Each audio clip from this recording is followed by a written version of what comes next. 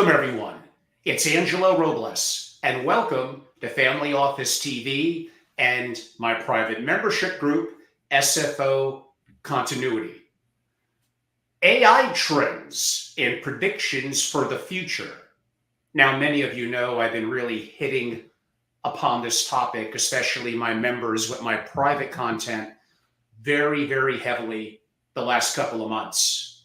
And I'm thinking back years ago when I interviewed Adam Robinson about this topic, and I tend to be pretty good at seeing around corners and looking to the future, both for investment opportunity and things that are going to be game-changing. I do have a tendency to be a little bit too quick. I'm not saying I'm perfect, but about a year and a half ago, the fine gentleman that I'm interviewing in a second, Dr. Craig Kaplan, was a guest. We revisited, because it has been a while, AI.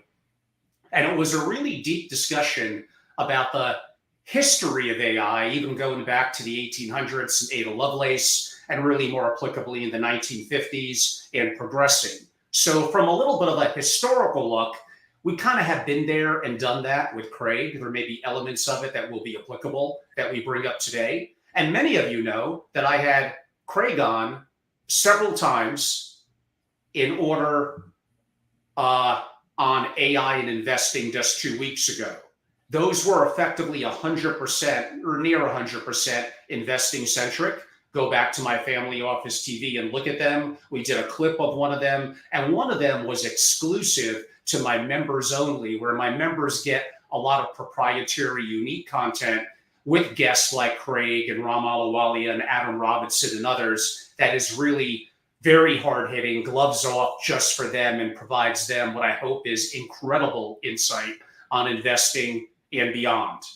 So today we're going to be more broad than just investing. And on that note, let's get into it. The field of AI is evolving rapidly, and it's difficult for researchers in the field, not to mention investors and family offices, to keep up. Dr. Craig Kaplan has been researching AI intelligence systems since the 1980s, and he's also a retired hedge fund manager.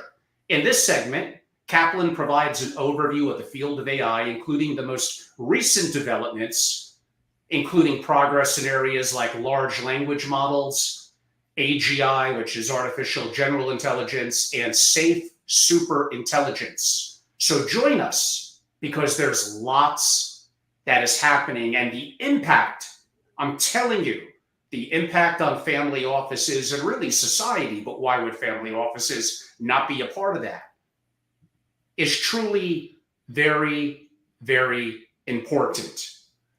It's been stated by Elon that he thinks AI will be 800x more powerful in 2 years. Sundar Pichai, the CEO of Google, stated it could be as impactful as fire and electricity. And I also interviewed, it was a short interview, but I did interview the iconic Ray Kurzweil a couple of weeks ago, and basically reiterated and acknowledged and has been predicting much of this going back decades. If you don't acknowledge, let alone invest in, but utilize AI, it's undeniable that you're going to be behind the times. You're going to be replaced by a human that is actively utilizing AI. Now, we'll talk a little bit about what the future, and maybe not that so far future, may look like, because there's several well-known billionaires that are not even in tech that are stating in certain businesses they feel that AI will replace CEOs. 10 years from now, I guarantee you, single-family offices will look very different. I'm creating, to a degree, a bit of a foundation, a blueprint, an opportunity to follow, to be connected to thought leaders, to stay ahead of the curve, so family offices can remain incredible, and the people that work in them, at least for a quasi-foreseeable future, are going to be employable. On that note, and a little bit of an onerous tone, I didn't mean to make it that way, welcome back, Dr. Craig Kaplan. Angelo, terrific to be back with you again and talking about my favorite subject, which is AI. So I'm looking forward to a fun and hopefully a useful discussion. And on that note, to give a little bit of context, especially if this is the first time that some people are seeing you, on my platform for our family office and investor audiences, provide a quick overview of your background relative in AI and uniquely AI and investing. Sure. So I've been interested in AI since the 1980s. I did my doctorate at Carnegie Mellon University and worked with Herbert Simon, who was the Nobel laureate that was one of the founders of the field. So 1956, there was a conference at Dartmouth where the field was named, and there were 11 scientists there. He was one of the scientists that helped name the field and present at one of the very first AI programs. So that was before I was born, 1956, but I came 30 years later and also studied with some of the folks that pioneered machine learning, which is the current form of AI. And I've just been fascinated by it my entire career, which has been spent mainly developing intelligent systems. And as you mentioned, I did run a hedge fund for a while. We built intelligent systems for financial services, which is how I got into that.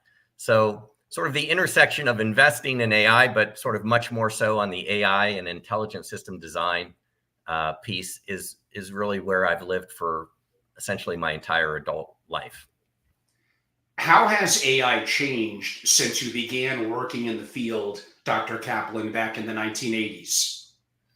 So I think it's helpful to understand there's sort of two main approaches to AI that have happened sort of sequentially.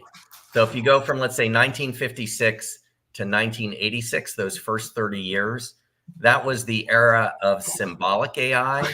A lot of people may know the term expert systems. And the idea was that you programmed rules into a computer to get the computer to behave in intelligent ways. And it's essentially the benefits of that was that you could understand very precisely why the computer did what it did. But the disadvantage was it didn't scale very well. It turned out that people know so much information that AI researchers sort of ran into a brick wall where they just tried for decades to try to get this approach, this rule-based or symbolic AI approach, to sort of reach the intelligence even of a 5-year-old child, and they just couldn't get there. But then in the 1980s, what happened was there had been already for many years this idea of machine learning. Machine learning is, instead of programming rules into the computer, why don't we have the computer learn on its own? Just throw a lot of data at it and have an algorithm that helps it learn. And then that way we don't have to have an army of researchers and programmers trying to put in all the rules. We'll just turn the computer loose on all this data. And that approach is what has ultimately proven to be most successful. The problem was in the 1980s, computers were so slow that it took them a really long time to learn things like recognizing the letter A. But now, because of Moore's law and the speed up in computing, those algorithms, as well as some algorithms that have been improvements, now with the larger amount of computational power, we can have self-driving cars, we can have ChatGPT, basically all driven by this machine learning approach. So if you step back and look at the sort of, 50-year view, there was symbolic AI where you program it and tell it exactly what to do.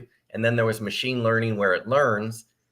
The problem with machine learning is it's not exactly clear what the machine has learned and how it's going to behave. So it's unpredictable and it's a little bit of a black box. And so we'll talk more about it, but I think there's a way to bring both of these approaches together, which is kind of where the field's going now. So it's just been fascinating to watch, and it's been this evolution over time. What are some of the current challenges facing what I guess I would define as AI researchers?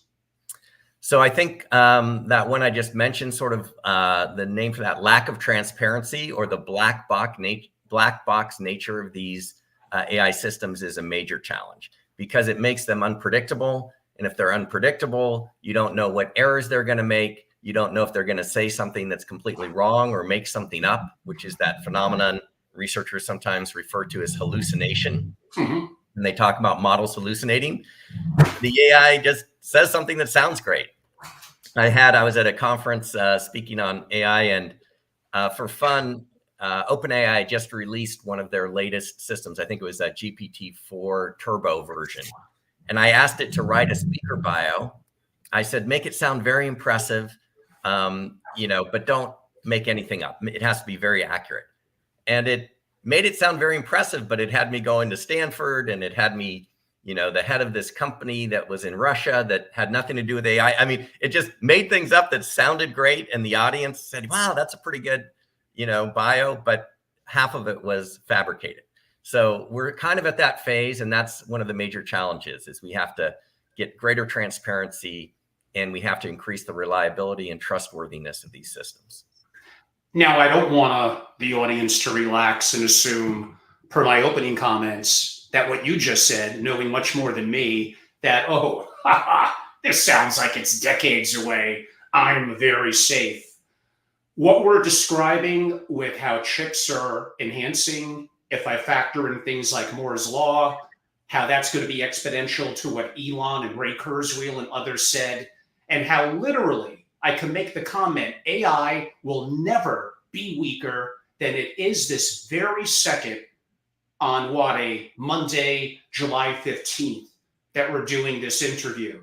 So to correct the hallucinations that you mentioned and other inherent weaknesses in AI, okay, it may not happen in a week. It's not going to take years. That's right. So, this is one of the challenges that affects investors. It's an important thing for investors to pay attention to, but also just everybody. And that is the exponential rate of change. So human beings are not wired. We're not wired to, make sense of exponentials. Most things that we see in our everyday experience are more linear. Something was trending along and it's going to keep trending. And the idea that it just takes off like, the hockey stick, that's not really something that comes from our natural experience.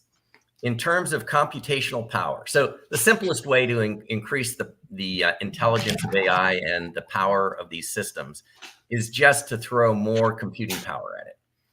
And so you have Moore's Law. Moore's Law has held true for many decades and is basically the observation that computational power doubles roughly every 2 years. Okay, and that's because you could fit more and more transistors on the chip and so forth.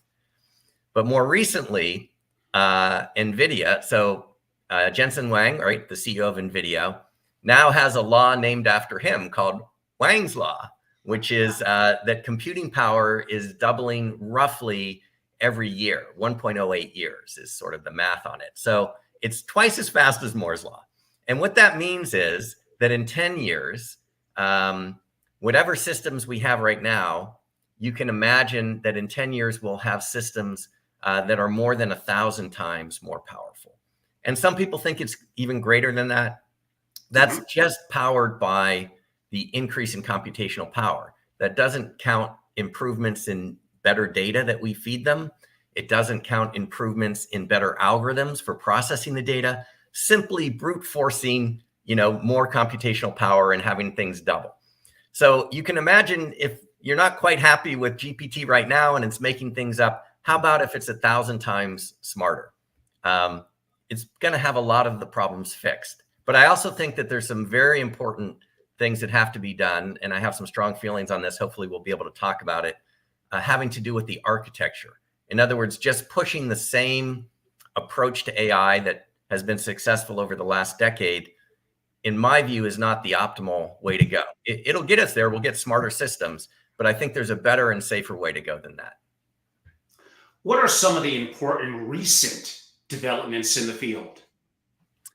So the field, large language models, which is what most people are familiar with, that's ChatGPT and Bard and Gemini and so forth, Grok, Llama 3, you may have heard, or your audience may be familiar with some of these models. They're basically, you put text in, either typing it in or speaking, or in some cases, they can process images as well. And then they can give you output that sounds relatively intelligent. And this approach started with everyone looking at it as kind of just this tool. And basically, the common understanding was it's like a prediction machine. It's not really intelligent, right? In quotes, not really intelligent. You're putting data in and it's just probabilistically figuring out that the next sequence of symbols that it should spit out is XYZ.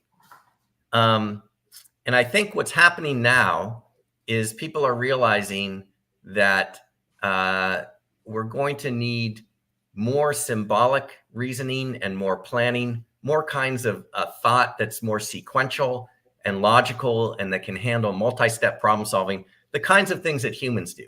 Those machines were very good at giving you sort of stimulus response, and they could even spit out entire paragraphs or, hundreds of pages. But it was all, you give it a prompt, it gives you the response. It wasn't doing very much reasoning to get to its answer. It was more just, it had all this knowledge and it was putting out what sounded like a good response based on what it was trained on. Once you add reasoning and planning, you'll have a whole completely different, much more powerful system. And so that's where a lot of the research is going.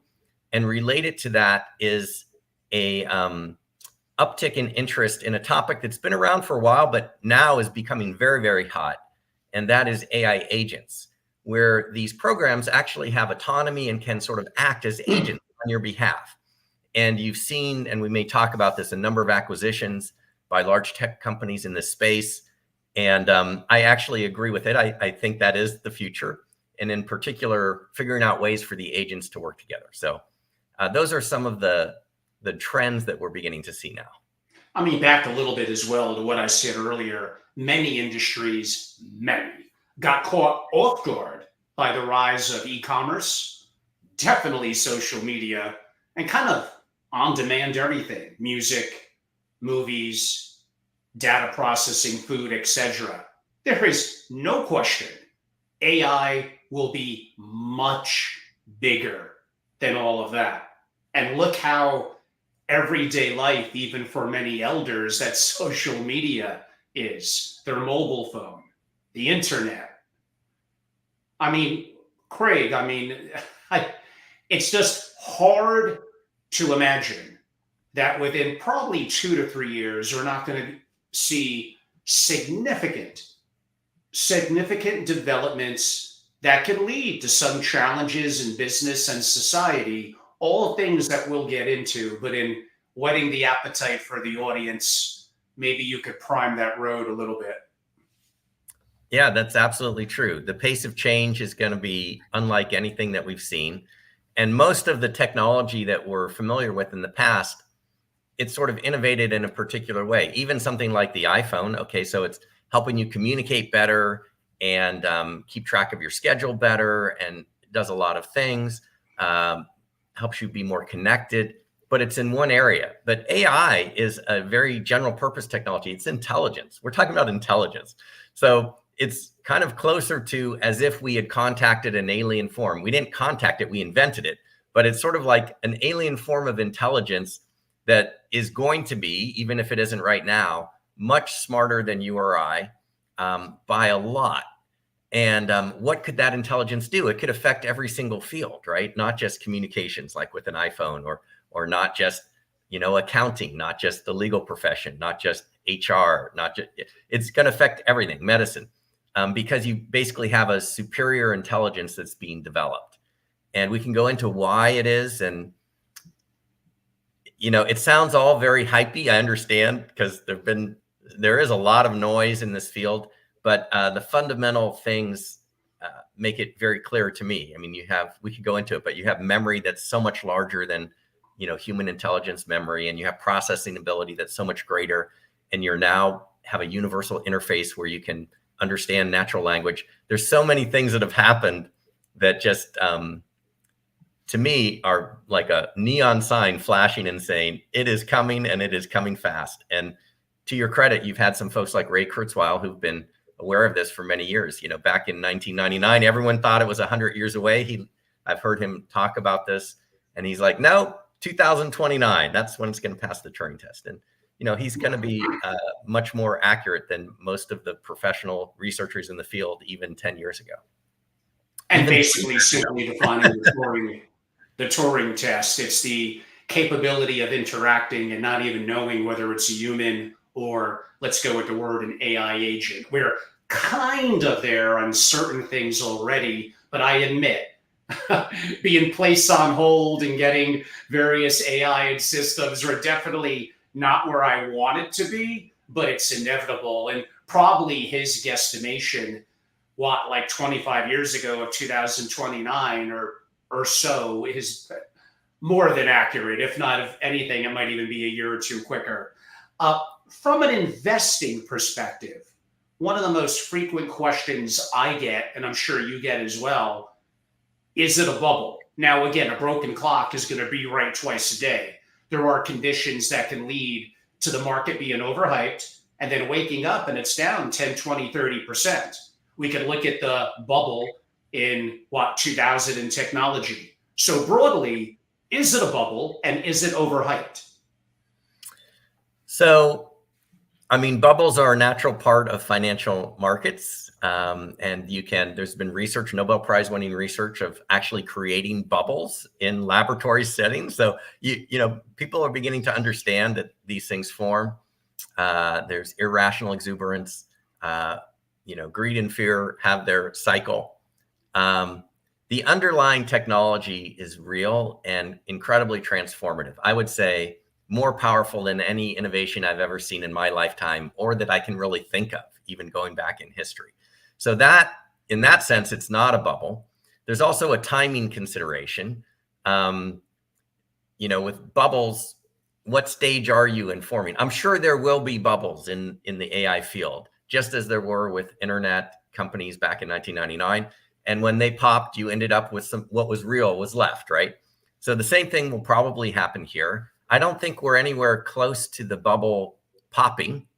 I'm sure there will be one or more bubbles that pop, but at the end, what's going to be left is going to be many times more powerful than sort of what was left at the end of the internet bubble, because the underlying fundamental technology is game changing, and there's just no way around that. So you try to be careful. You try not to do foolish things like putting all your money on one unknown, AI startup or something like that.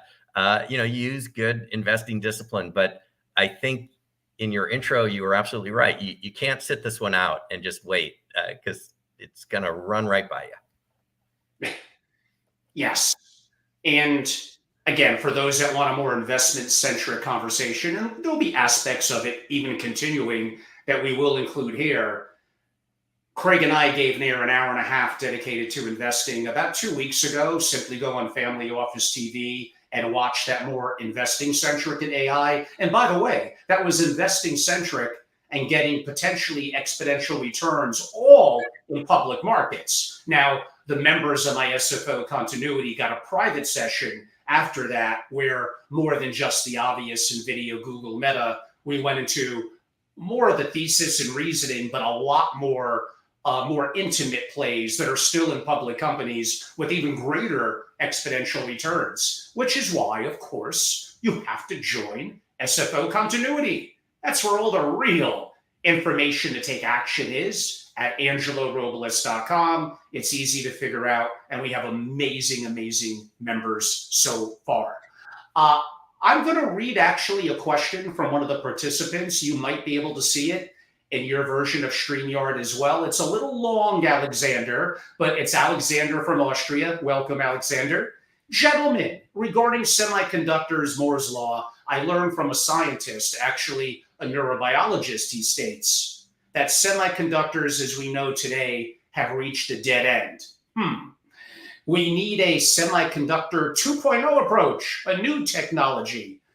Give you a buzzword, neuromorphic computing. Craig, what is your call on this?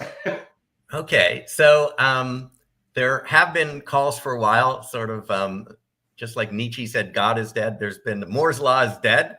And that's, I think I've even heard, NVIDIA reference this.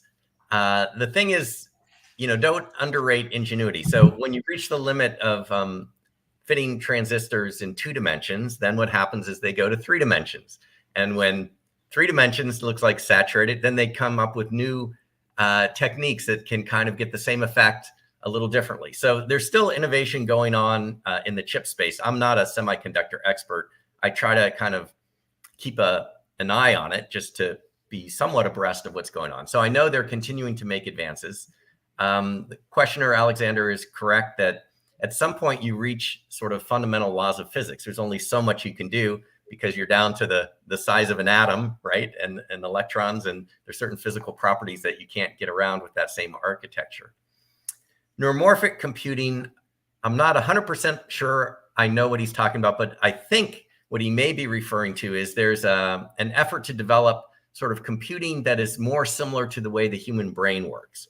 So what's amazing about, one of the many amazing things about the human brain, but one of them is you get such great computational power at such low wattage. I mean, compared to these data centers, even though they can do many more operations per second than a human brain, on a power consumption basis, I mean, your human brain is really doing pretty well because it doesn't take a lot of power and it gives you a lot of, computational intelligence out the other end. And so there are people that are experimenting with different architectures that are sort of closer to the way that neurons work. It's human brain obviously is much slower. Neurons fire on the order of, 10 milliseconds. And you can do so many computations in a supercomputer in 10 milliseconds. It's amazing. So there's very, large differences in the architecture. I think probably my general point that might be most useful is to say, don't get too hung up on the fact that, well, we're reaching the limits of physics on stacking chips in the way that we've known, because there's other components that come in. There's innovations in the entire stack. So it's not just the chip, it's the architecture, how you're programming the chips, how you're using the chips, how you're modularly hooking them together. It takes a long time to train a model, but then you can shrink it down to a much smaller size and get most of the benefit out of that smaller size. So there's a lot of different innovations in the ecosystem of which the chip is just one piece. And so I wouldn't get too hung up on that. I think at least in the short run, meaning like the next 10 years, I don't see anything really slowing down because of physical limits. Maybe certain pieces will slow down, but other approaches will compensate. And that's really what NVIDIA has done with high performance computing. They've said, look, there's a certain kind of, limits to the old architecture with CPUs. We're going to go to GPUs, and then we're going to build an ecosystem around that. And they've managed to just, as I said, actually increase the pace at which things are doubling, right? Which is not what you would expect if we were reaching the limits. Of course. And thank you, Alexander, all the way from Austria. We do love Alexander, and we do love our international audience. We have some in Africa, the Middle East, obviously Europe, and of course, I hope, maybe a couple in my backyard here in North America. Recently, there has been a lot of tweets and media coverage about the dangers of AI, as well as AI optimism. Where do you stand as more of an AI doomer or boomer? I like that. I like that distinction. I think of that as well. You have the boomers that are basically saying this is the best thing ever and let's go full speed ahead. And the doomers that are saying this could destroy us all. So first, I just want to say that even the boomers, right? So I would put Bill Gates in the boomer camp and Sam Altman at OpenAI, clearly very enthusiastic and, wanting to develop the potential of AI.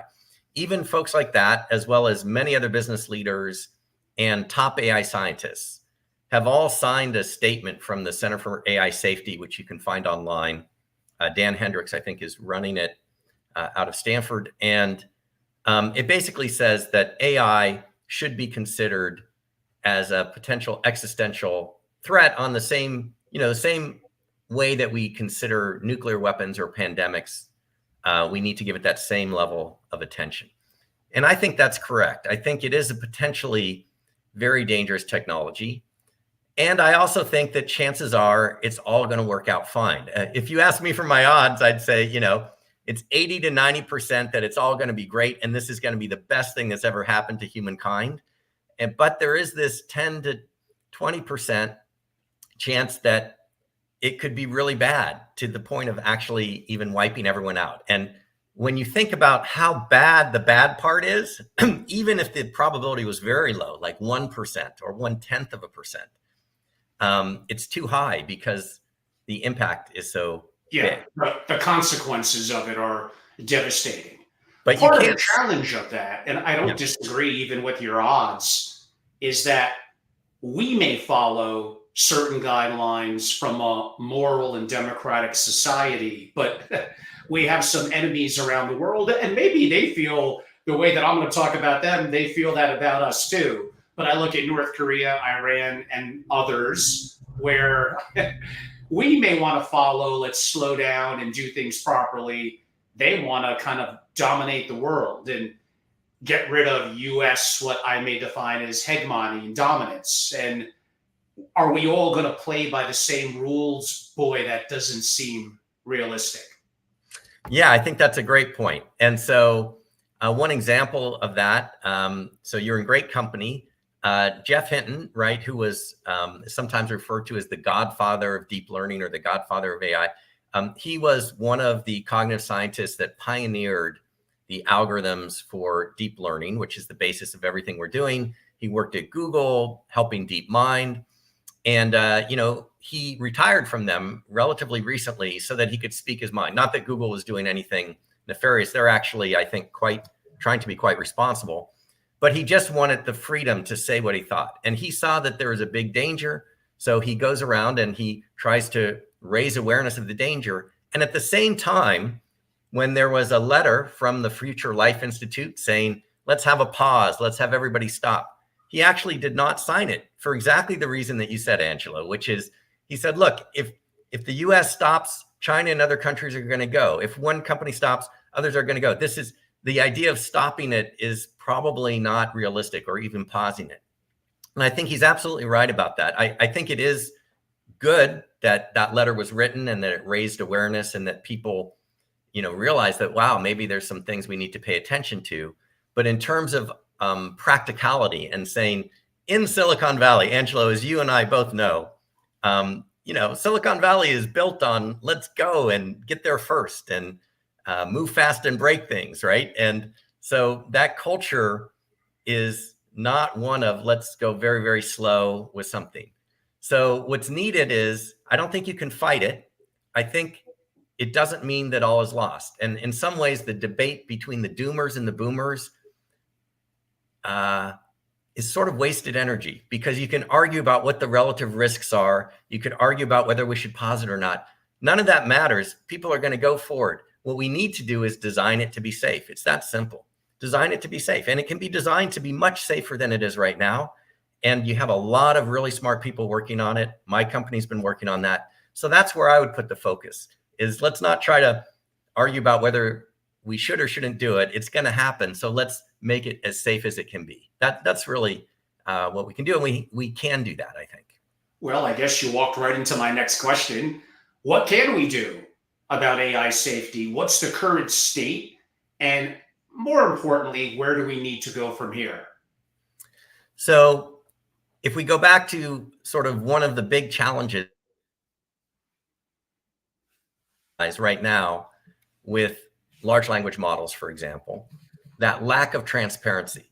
So if you have lack of transparency, that means it's hard to trust that the model is going to do the right thing.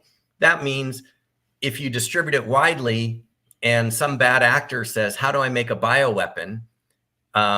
Maybe they've trained it enough to not answer that directly. But if you get clever in how you ask the question, you could probably get it to give you the answer. And, there's lots of people have sort of shown that that's true. And so it's coming from the fact that you don't really have visibility into how the system is working. So it's unpredictable and you don't know what answer it will give under what circumstances. And as a result, it's a very strange situation. We've built the thing and then we're trying to test in safety after the fact. And, I had a background in a prior life. My first job out of grad school was IBM. And I ended up writing a book on software quality. And what I learned was an ounce of prevention is worth a pound of cure. If you can design something, it's 10,000, IBM found this, 10,000 times more cost effective to design the code right in the design phase than to try to fix it after you ship. 10,000 times. The same thing with AI. Trying to test in safety after the fact is the wrong approach. It's the best we have if you don't know how it works.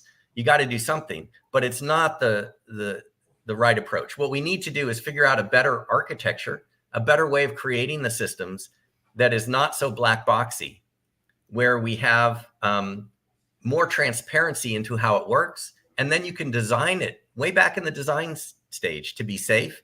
and then you can just test to verify that it is in fact safe. And that is definitely doable. And that's where the whole field needs to go. And if there's a drum that I'm pounding, that's the drum, because I think people are just beginning to realize that, oh yeah, maybe we can do that. I think they were caught by surprise that these systems they developed ended up being so intelligent. No one really expected that GPT would be as good as it was. And so there was a little bit of a reset. Oh my gosh, this thing is smarter and we don't quite know how it's working. But if people keep focused on the point of let's design it to be safe, then I think the next generations will be much safer, much more transparent, much more understandable. And that's really the key place we need to focus. We have a question coming in from Gordon. How do you determine early or easily identify programming biases of the various, he's very specific here, AI engines being developed? Okay, so that's a great question. So again, with foundation models or large language models, for people in the audience that aren't AI experts, maybe think ChatGPT, they are trained on huge volumes of data. Think 3 Library of Congresses worth of information. And it's more than that now, but in the early models, it was like 3 Library of Congresses worth of information. So what data you select, and by the way, there was a lot more than 3 Library of Congresses that they started with. And then the researchers sort of filtered it down and said, we think that, we'll go from 300 Library of Congresses down to 3. And that reduction was filtering out what they thought was noise and junk, and also maybe some unethical kinds of things that were in there. And so the first step would be to do a very good job of filtering the data that is used to train the models. And this goes back to sort of the thing that every first-year computer science student learns: garbage in, garbage out, or good stuff in, good stuff out. It's just like a child. What you expose these learning algorithms to, they're just going to pick it up. I mean, that's what they do. It's programmed to sort of detect the patterns and to then emulate that. So if you give it a bad set of role model examples in the data, then don't be surprised if you get bad behavior out. So first line of defense, try to do a good job of cleaning the data. It's very difficult to do right. But I would say that the longer term answer, and that's with existing state-of-the-art models, that combined with then testing after the fact, that's pretty much what we got right now. But fast forward a couple of years, and I think you can actually have a different kind of architecture where you can have many different AI agents. And we can talk more about this because it's a little bit of a complicated answer, but there's ways to get human values into lots of agents in a democratic way so that they serve, just like in our democracy, as checks and balances on each other. And to me, that will be a much safer approach. And we could talk more about that if we have time. Yeah, I mean, there have been calls to halt. We kind of discussed this a little bit, or pause, why don't we call it, AI development. Do you agree with that, or is there a different approach? You somewhat answered it in my question prior to me noting Gordon's question, but I think it's going to lead us into kind of the meat and potatoes of my questions and our discussions moving forward till we get to some investing in more business, what I call practical use, towards the end. Sure. So yeah, I have tremendous respect. There's folks like Max Tegmark, who's a professor of computer science at MIT, and also one of the co-founders of the Future Life Institute. I mean, he's really a visionary guy, and Future Life Institute came out with a letter relatively early on, not very much after GPT was released in November of 2022, basically calling for a 6-month pause on any development of systems more powerful than GPT-4, something like that. So, and that was the one that, as we talked about, Jeff Hinton said, well, but if we pause, the other guy won't.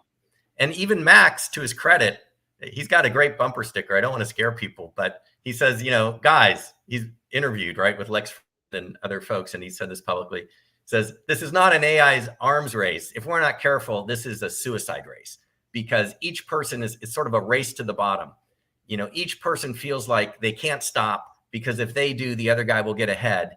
And so therefore they're incented to just go as fast as they can. And because they don't have the safety protocols in place, this could end up very badly. I am not as pessimistic as that. I don't think we need to stop. I don't think that's realistic. I don't think we need to pause. I don't think that's realistic. I think what we need to do is be thoughtful, and we need to design it in a safer way. You have to do it in the design stage. It's just keep coming back to that. And it can be done. So that's why if I didn't think it could be done, you would have a very gloomy person on the other end of this call right now. But I thought a lot about it, and I see ways to do it. I suppose so. Back about 19 months ago when I first interviewed you, I probably asked this question, but maybe your perspective is different. Now, of course, if you're part of the inside job here at the US, then you'll never admit it. But does the US government and the Chinese government effectively, in theory, they have an unlimited budget. They could kind of do what they want. What's to stop them from having more powerful programs than some of the public companies that we noted? Well, I believe, without any special knowledge, no more knowledge than you really about this, but just from what I've observed, I'm sure they are working on it, both the US government and the Chinese government. I go to AI conferences and there's senior officials from the Department of Defense that are talking and encouraging the smart researchers to come talk to them after the talk. So, I mean, everyone is trying to make sure that the other side or the other country doesn't sort of get an advantage that is so great that it can't be overcome. And it's a very competitive thing. I am a little bit optimistic, partly because I see what's happening at companies like Meta and IBM that are leading something called the AI Alliance. And this is a movement to make AI open source. Now, there's a big debate in the research community about whether advanced AI should be kept very tightly closed and closed source because it's so dangerous and you don't want to put it out into lots of people's hands.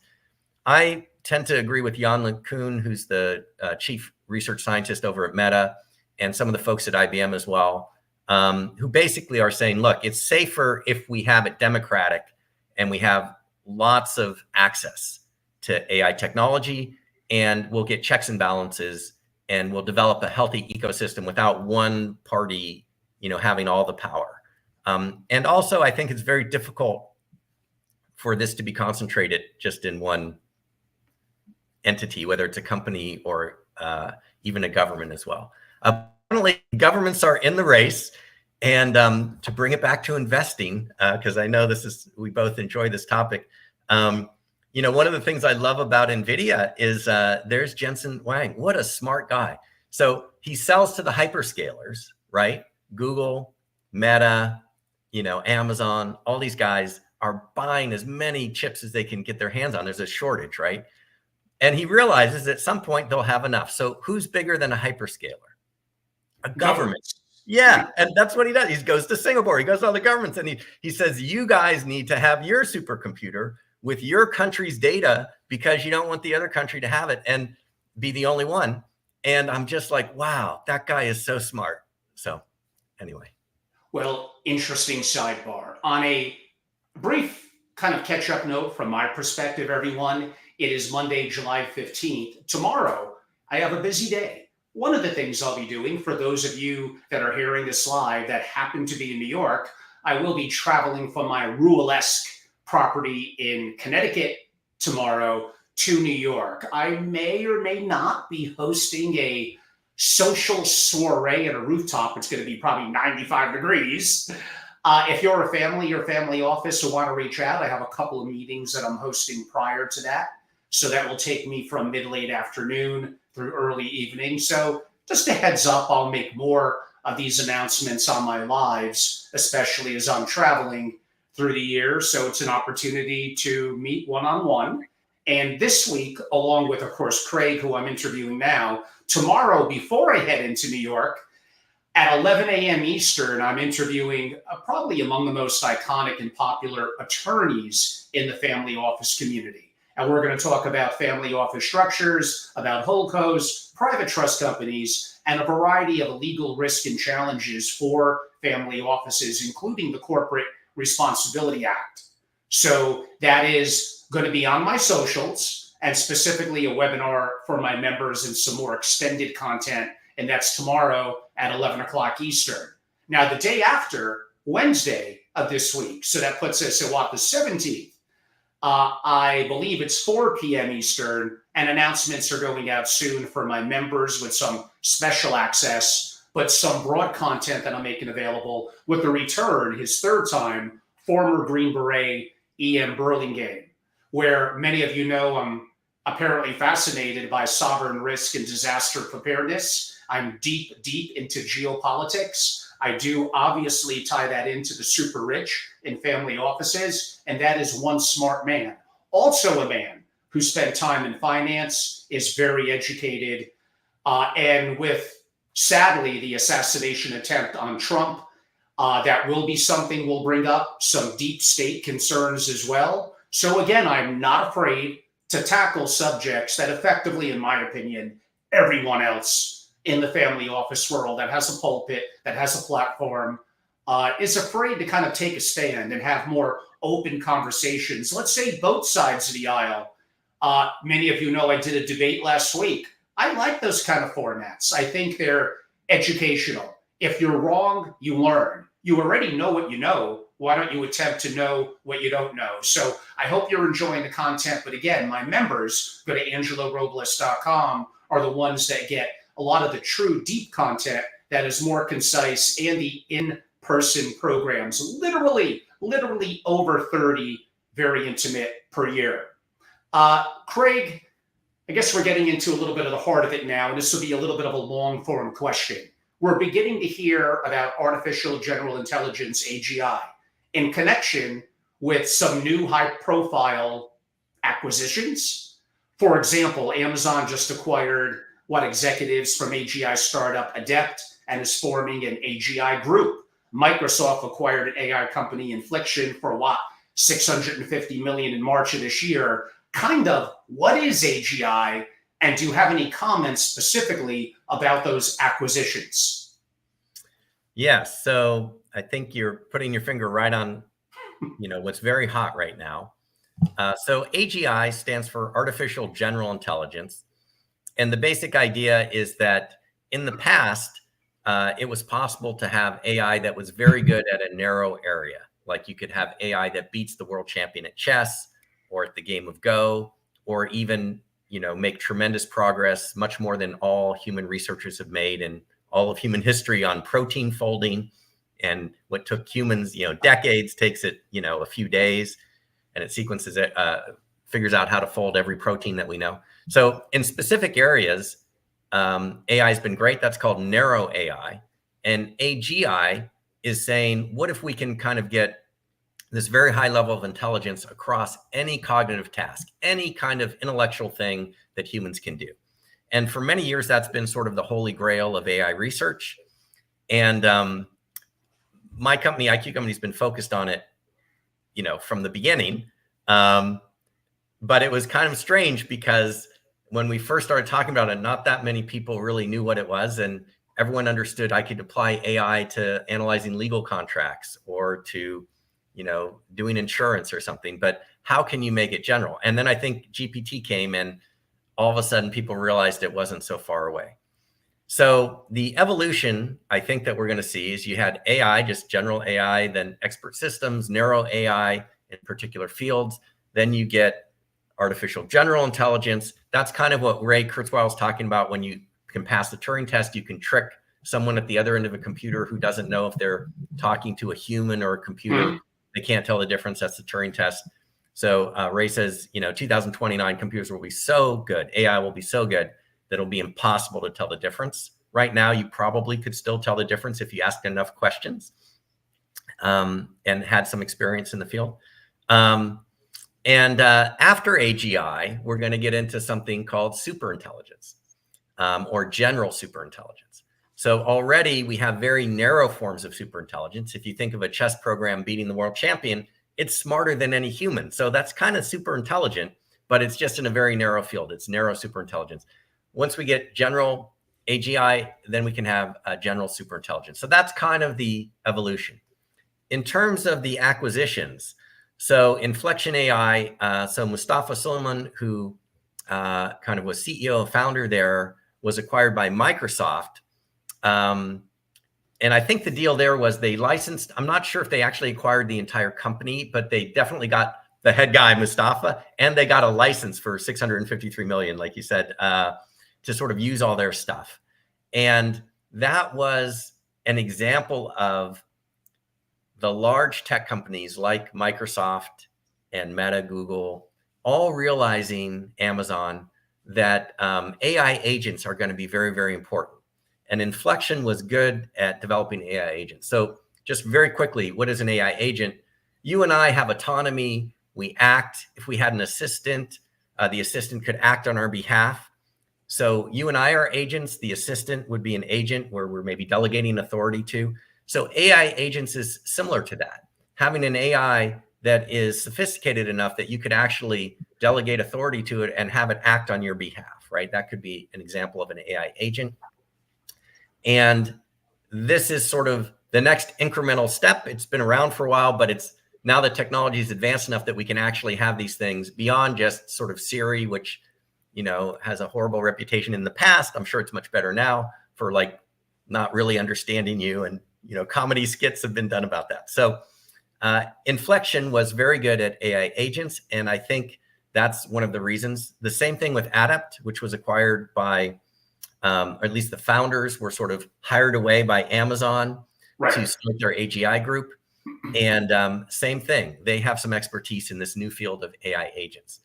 It is possible, and this talks to a little bit about what my company's been doing and sort of the two themes of we need to design things to be safe and also it has to be powerful. I think that's what you have to have. You have to have the safest AI system is also the most powerful. If those things are together, then there's no problem because Silicon Valley and all the companies and all the countries want the most powerful system. And if the way to get it is also to be the safest, then we're good. And I believe that the architecture or the way to design that is to take AI agents, which more and more people are now realizing, and create a way for them to interact, collective intelligence. So Angelo, just like you have with your podcast and you bring in all these guests and experts, you are tapping the collective intelligence of humans and you're channeling that and bringing it to the audience. And we all know two heads are better than one if they're smart people, and a million heads could be even better. So that's all of civilization is built sort of on collective intelligence. And I've spent many, many years, decades designing collective intelligence systems to do things like get an edge in the stock market. So if you have AI agents that are in a collective intelligence system, if you design that properly, you will not only be able to have rules where you understand how the system works, which would make it safer, but you will also have a much more powerful system than any one of those agents by itself. That's where I think the field is going. These acquisitions are the kind of beginning indications that the large tech companies are beginning to see that, or maybe they see it already, and they're trying to get the talent to make that happen. And speaking of that, recently in June of this year, 2024, Ilya Sutskever, the brains behind OpenAI, left to start a new company called the verbiage that you just used a little while ago, SuperIntelligence. Can you explain what SuperIntelligence is, or yet again, or add to it, and why we're kind of hearing about it now? Yes. So SuperIntelligence. So Ilya, really smart AI researcher, studied under Jeff Hinton, was a collaborator of Jeff Hinton, was at Google, then was one of the founders of OpenAI, and then has now left to start his own company. I think technically the name is Safe SuperIntelligence Inc.com. And part of the reason for that is my company owns SuperIntelligence. So we owned superintelligence.com back in 2006. That's how long we've been working on this. So that was taken, but that's okay. I'm a big fan of Ilya and I really want him to succeed in what he's doing. There was a book, I guess 2014. So sort of 8 years after we started working on it, Nick Bostrom, famous researcher, I think out of Oxford, came out with a book that kind of put superintelligence on the map. The name of the book was Superintelligence, and Elon Musk and Bill Gates and a lot of tech leaders read it and started recommending this is the new thing that's coming. So that was 2014. And then just a month or two ago, I think in June, we have Ilya now starting this company.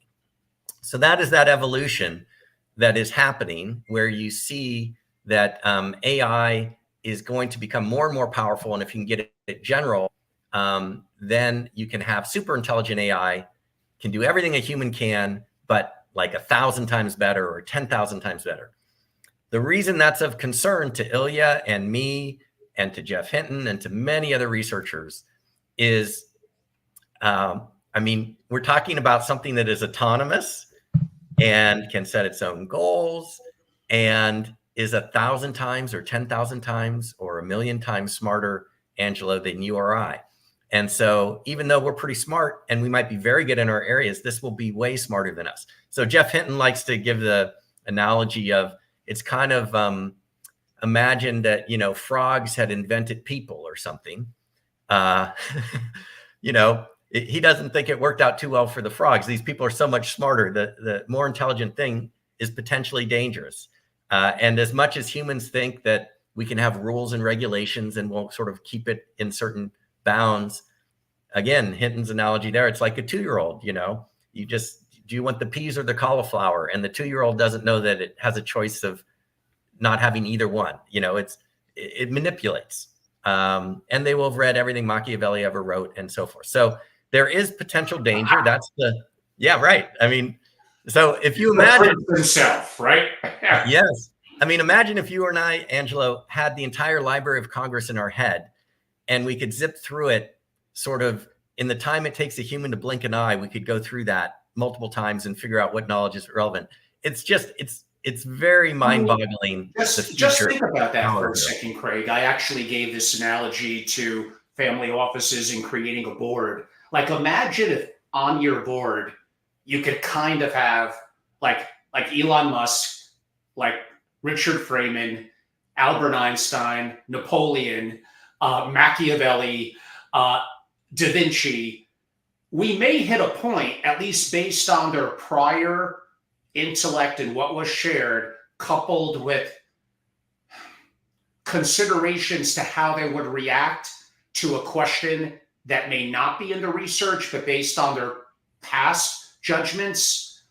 Now, I could argue that could be good because that brings to everyone incredible intellect at our fingertips. Could I argue, and normally I'm Mr. Negative, could I argue that if I'm an average 105 IQ, that's a little bit less important as a negative moving forward because I have at my fingertips or my glasses or my device that is attached and listening all the time, it's going to have the intellectual high IQ answer, and I apply my emotional intelligence, my ability to take action, and that is my human aspect to it.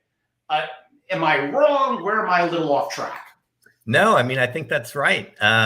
So these things in the positive scenario, which again, I think is most likely, you know, AI and advanced forms of intelligence like superintelligence will tremendously amplify each of our abilities. So what you're able to do right now, imagine if you had an army of Angelos, each one, maybe not with the same emotional intelligence, but let's say they had, you know, the same or even 1,000 times greater general intellectual knowledge and ability to get things done. And they sort of talk to you, or the chief steward talks to you, and then the other army of 100 go out and sort of talk to all the family offices and do everything. I mean, that sort of thing is happening. It's happening already at a small scale. So this is real. So that's, you know, a few years out, what we just said. Let me tell you what's real right now. I can even old. So a year ago, I go to the AI conference in San Francisco, one of the, you know, ground zero places for AI researchers.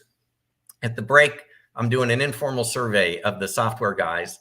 You know, are you using GPT and Copilot and different techniques to do coding? Because these AI models can write computer code. Oh yeah, we're doing it. I'm like, how much does it increase? Is it like 10% better, 20% better productivity? Is it 10 times better? The answer I got a year ago was 3 times, pretty much across. Everyone was getting at least 3 times. So one person was able to do the work of 3 people, and they were doing it right then, a year ago. I've seen it in marketing. I've talked to marketing guys. I need to write a, you know, press release. AI, you know, they put in just the bullet points of what they want. Out comes a press release. They tweak it a little bit. They can easily get 3 times as much work done with the same amount of brain power. This is with technology that's a year old. This thing's going so fast. Yes, it will absolutely leverage and amplify your intelligence and your ability to get things done. And we just have to make sure that there's enough proper system design and checks and balances so that it stays safe, because it's going to be so powerful, then it's got to be safe, right?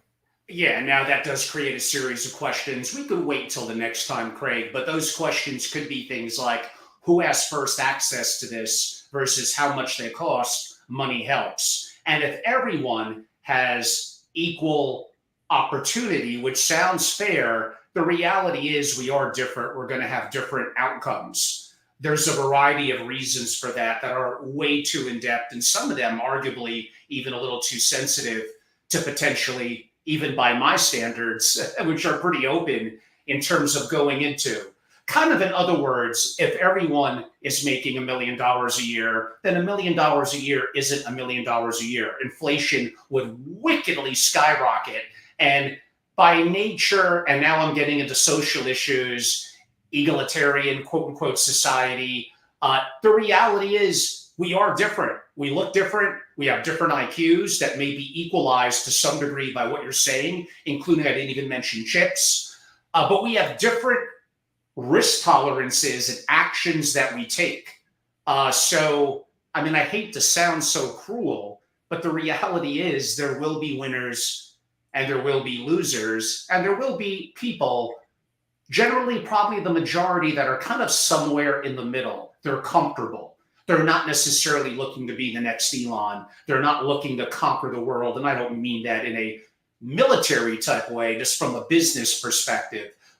Before I give you a chance to answer that, to whet the appetite for a future discussion later this year, which of course in 4 to 5 months, things will be different than now. It'll move fast. What I will whet the appetite of the audience that's live now or listening on recording is we have some incredible questions upcoming that are going to directly imply to business and then henceforth investing. So that are different than really anything else that I kind of asked Craig and others before. So be a little patient, a little bit like Rogan and Ferris and those guys. I am an advocate of long form interviews to build deep knowledge and context so you could more thoughtfully make a decision from your perspective, quote unquote, moving forward. So we still have a lot of good stuff to discuss. And maybe you want to leave my kind of comment question alone until later this year. But if you wanted to maybe tease what an answer could be, I'll give the floor to you.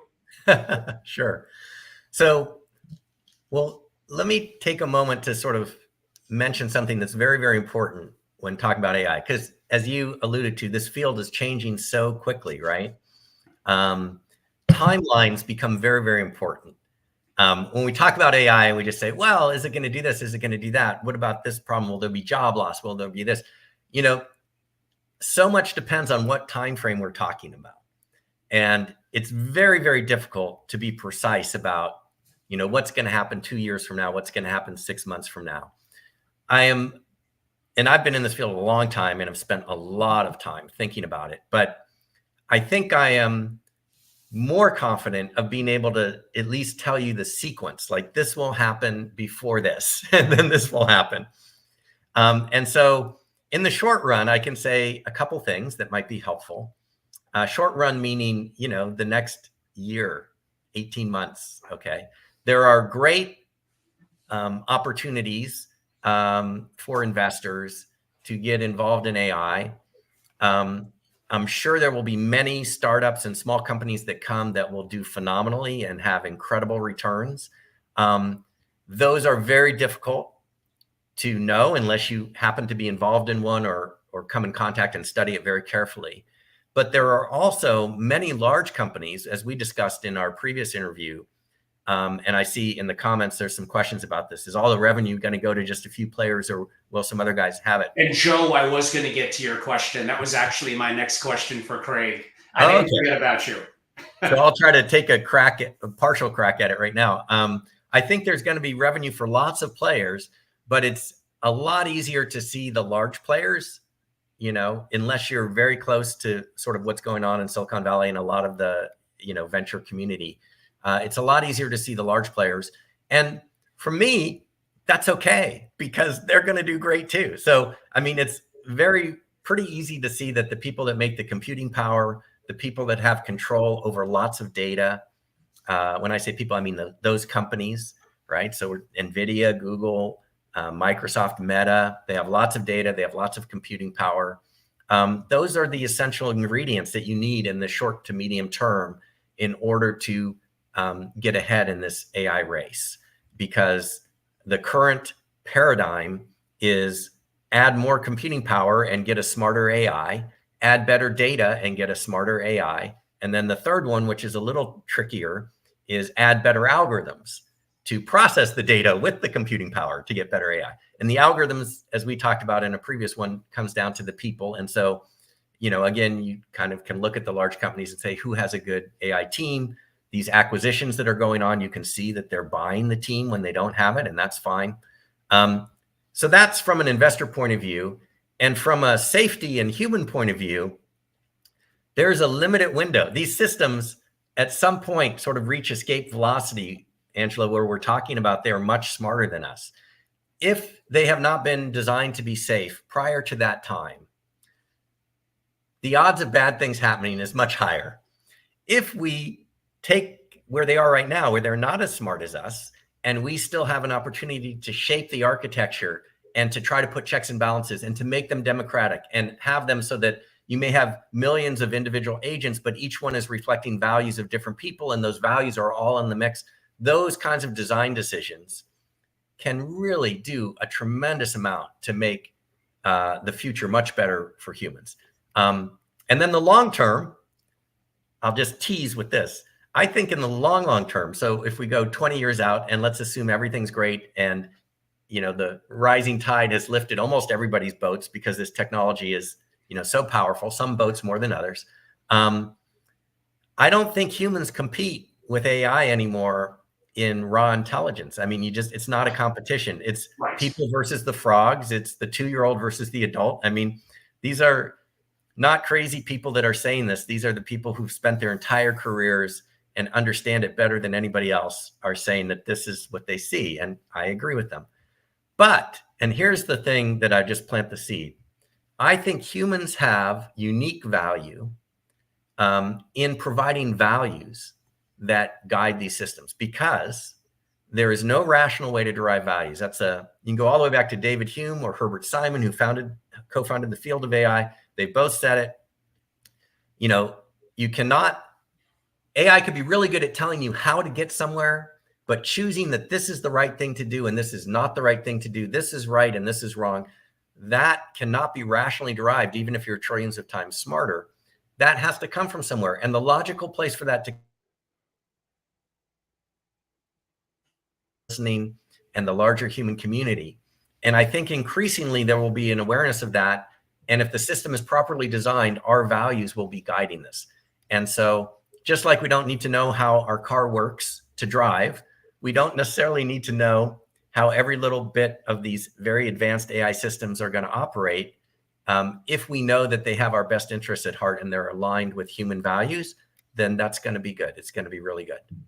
So I'll tease that a little bit. No, that would be a good perspective. When I had Robinson on, my God, probably in my early Apple podcasting days in 2018, about 7 years ago, we kind of spoke, and maybe we're a little more negative, that the opportunity of being incredibly successful, of founding businesses, of becoming a billionaire, I think we're pretty good on that for probably the next 5 or 10 years. I could argue and make it harder and harder to really stand out above the crowd and be special. Now, right now, I can make the point AI might be able to help a very small team build $1 billion company, but there may come a point when that's more complicated from a variety of different perspectives. Now, that goes into my sovereign risk. That goes into what do we really own? Are we one day going to have government controls on central bank digital currencies and our brokerage accounts, and AI attacks from foreign agents on our digital resources? I could paint a pretty ugly picture too, Craig. I'm going to really, really try not to. But those of you that would like to participate in my in-person only sovereign risk masterclasses. These are actually the kind of things that we talk about. And that was a serious comment. On another comment, I have been approached by certain families, knowing that I do often in person to the family or family office multi-day programming. I absolutely could do it on AI. And I'm not saying that Craig's going to fly with me, whatever, to Tennessee, Montana, or Florida, but maybe, but I'll work and negotiate. But I could bring them in digitally. And I have other thought leaders from the investing perspective, as well as practical business management. So yes, there are actually, as part of my 3-day immersive in-person programs, inclusive of things like AI and the unique dynamics that's going to be impactful to the super rich and family offices. I mean, you're talking to someone that 24/7, the single family office community effectively is my life. So if it's impactful to that community, which obviously this is, I've been covering it so much lately, there's lots. Again, some could be good, some not so good. In the essence of time, we are going to push along a little quicker. I do want to give you a chance to talk about something you mentioned that you're doing earlier. So you're working on designs for Safe SuperIntelligence. What can you tell us about your approach, and how does it differ from others in terms of what you're doing? Sure. So this is something my company's been working on for many years, starting in 2006, really got serious about it. And in fact, the intelligent systems that we designed that sort of got an edge in financial markets, which I did for 14 years, that was based on the idea of collective intelligence. It was the idea of, if you can get lots of intelligent entities, in that case, it was retail investors who are not known for, outperforming the Wall Street pros.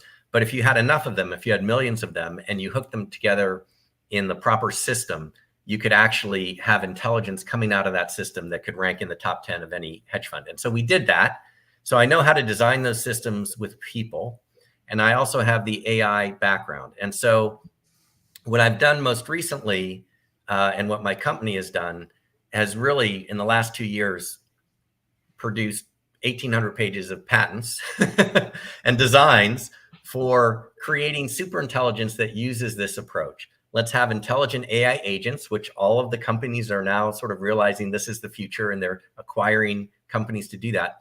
Have intelligent AI agents working with humans. Very important that you include humans, because the values come from humans. If you want a safe system, you have to have humans involved for as long as possible and maximize the opportunity for them to transmit their values, their human values, to the AI system while there's an opportunity to do that.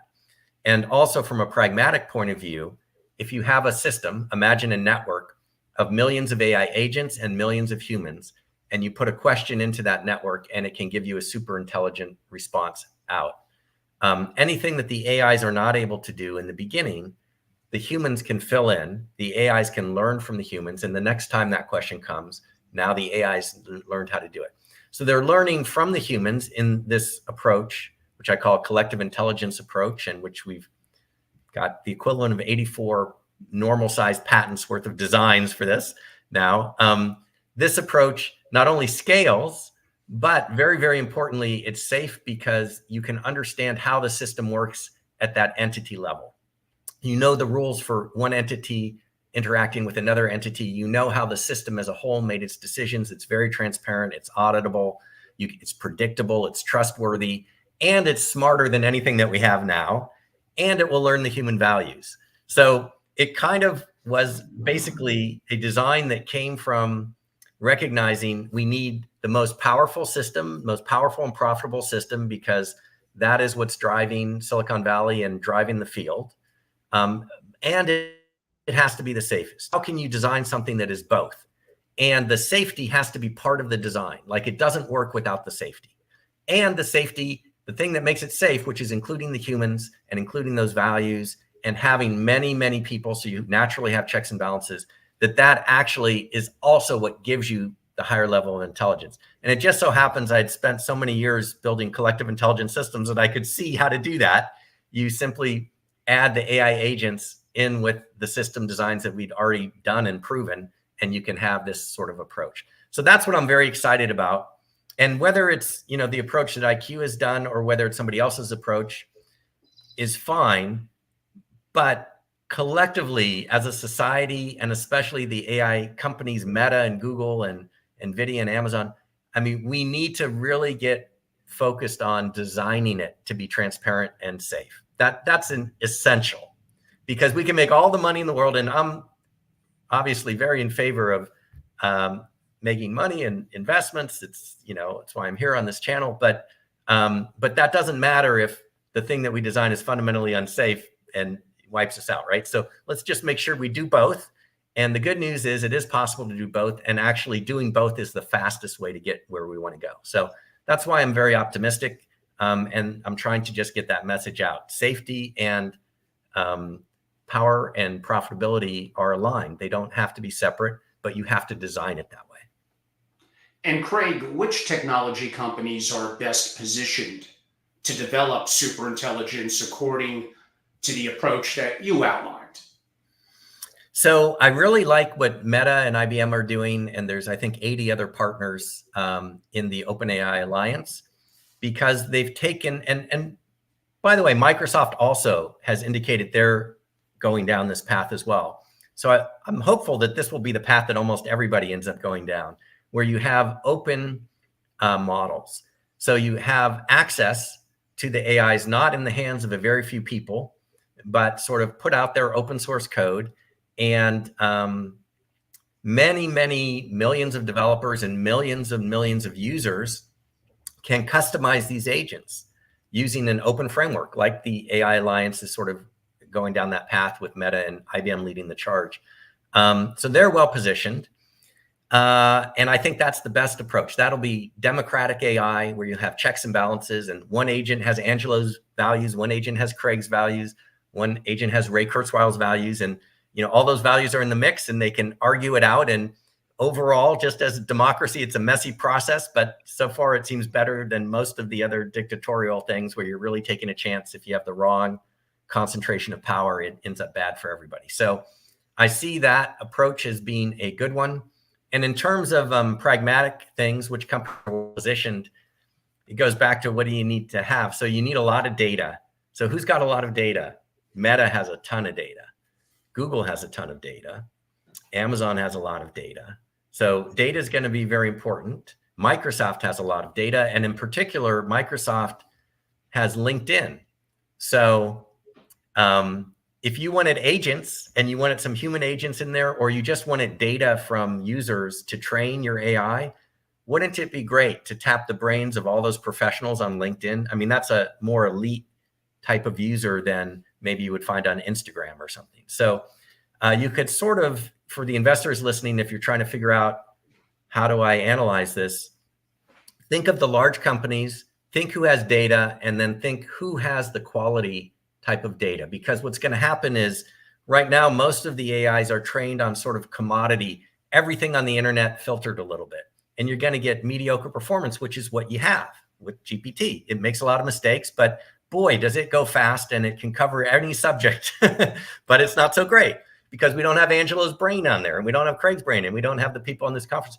But if there was a way to sort of tap the elite experts in different fields and get their knowledge to train the AI, well, that intelligence will go to the next level. So which companies are well positioned to do that sort of thing? That's kind of how I look at it. And then in the very short term, well, not super short, but at least 18 months, there's not going to be any let up, in my view, in demand for computing power. So if you're making the chips, I mean, you're printing money. If you're making the best chips, right? So that's NVIDIA. And there's others in the space, of course. So that's kind of how I look at it. I say what's needed and who has the materials that are needed. But then in terms of the design, I really think the open approach, the democratic AI approach, that's the one that's going to be best for all of us and is probably going to be safest.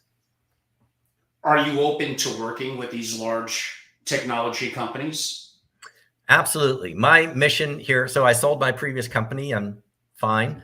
And my goal is let's implement the safest approach during this limited window that humanity has as quickly as possible. And it will be impossible not to make money at the same time because this is, there's just so much opportunity here. So I think really it's important to find someone who's committed to that open and safe approach first, and then also has the resources to scale. And then, the piece that my company has is we have the designs. We've been thinking about it for a long time, but we don't have all that data. We don't have all that computational resource. So then that maybe brings up my next question, Craig. I guess I was going to state why they need you for that. These are among the world's largest companies on earth. So it's a combination of your designs, your patents, and an opportunity for one of them to potentially get an edge. And those are companies that are buying other companies, like you noted with Amazon and others. Yeah, I think it's just a buy versus build. I fully believe that there's a lot of smart people in the world, and given it enough time, people can come to the same solution. But this is a race. And I think the reason that, you have Microsoft buying Inflection and Amazon buying Adept and getting that talent is because they realize that time is so valuable. It's much more efficient for them to acquire the talent. And if you have the designs, even better. And then they could get ahead. The current time frame for superintelligence, like Ilya and others that are the most advanced guys, I mean, people are sort of saying 2-3 years at the earliest, we could maybe get there.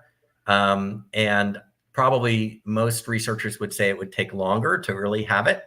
And I'm saying I got the designs now. So if you have a 2-year advantage, that's like huge for these guys.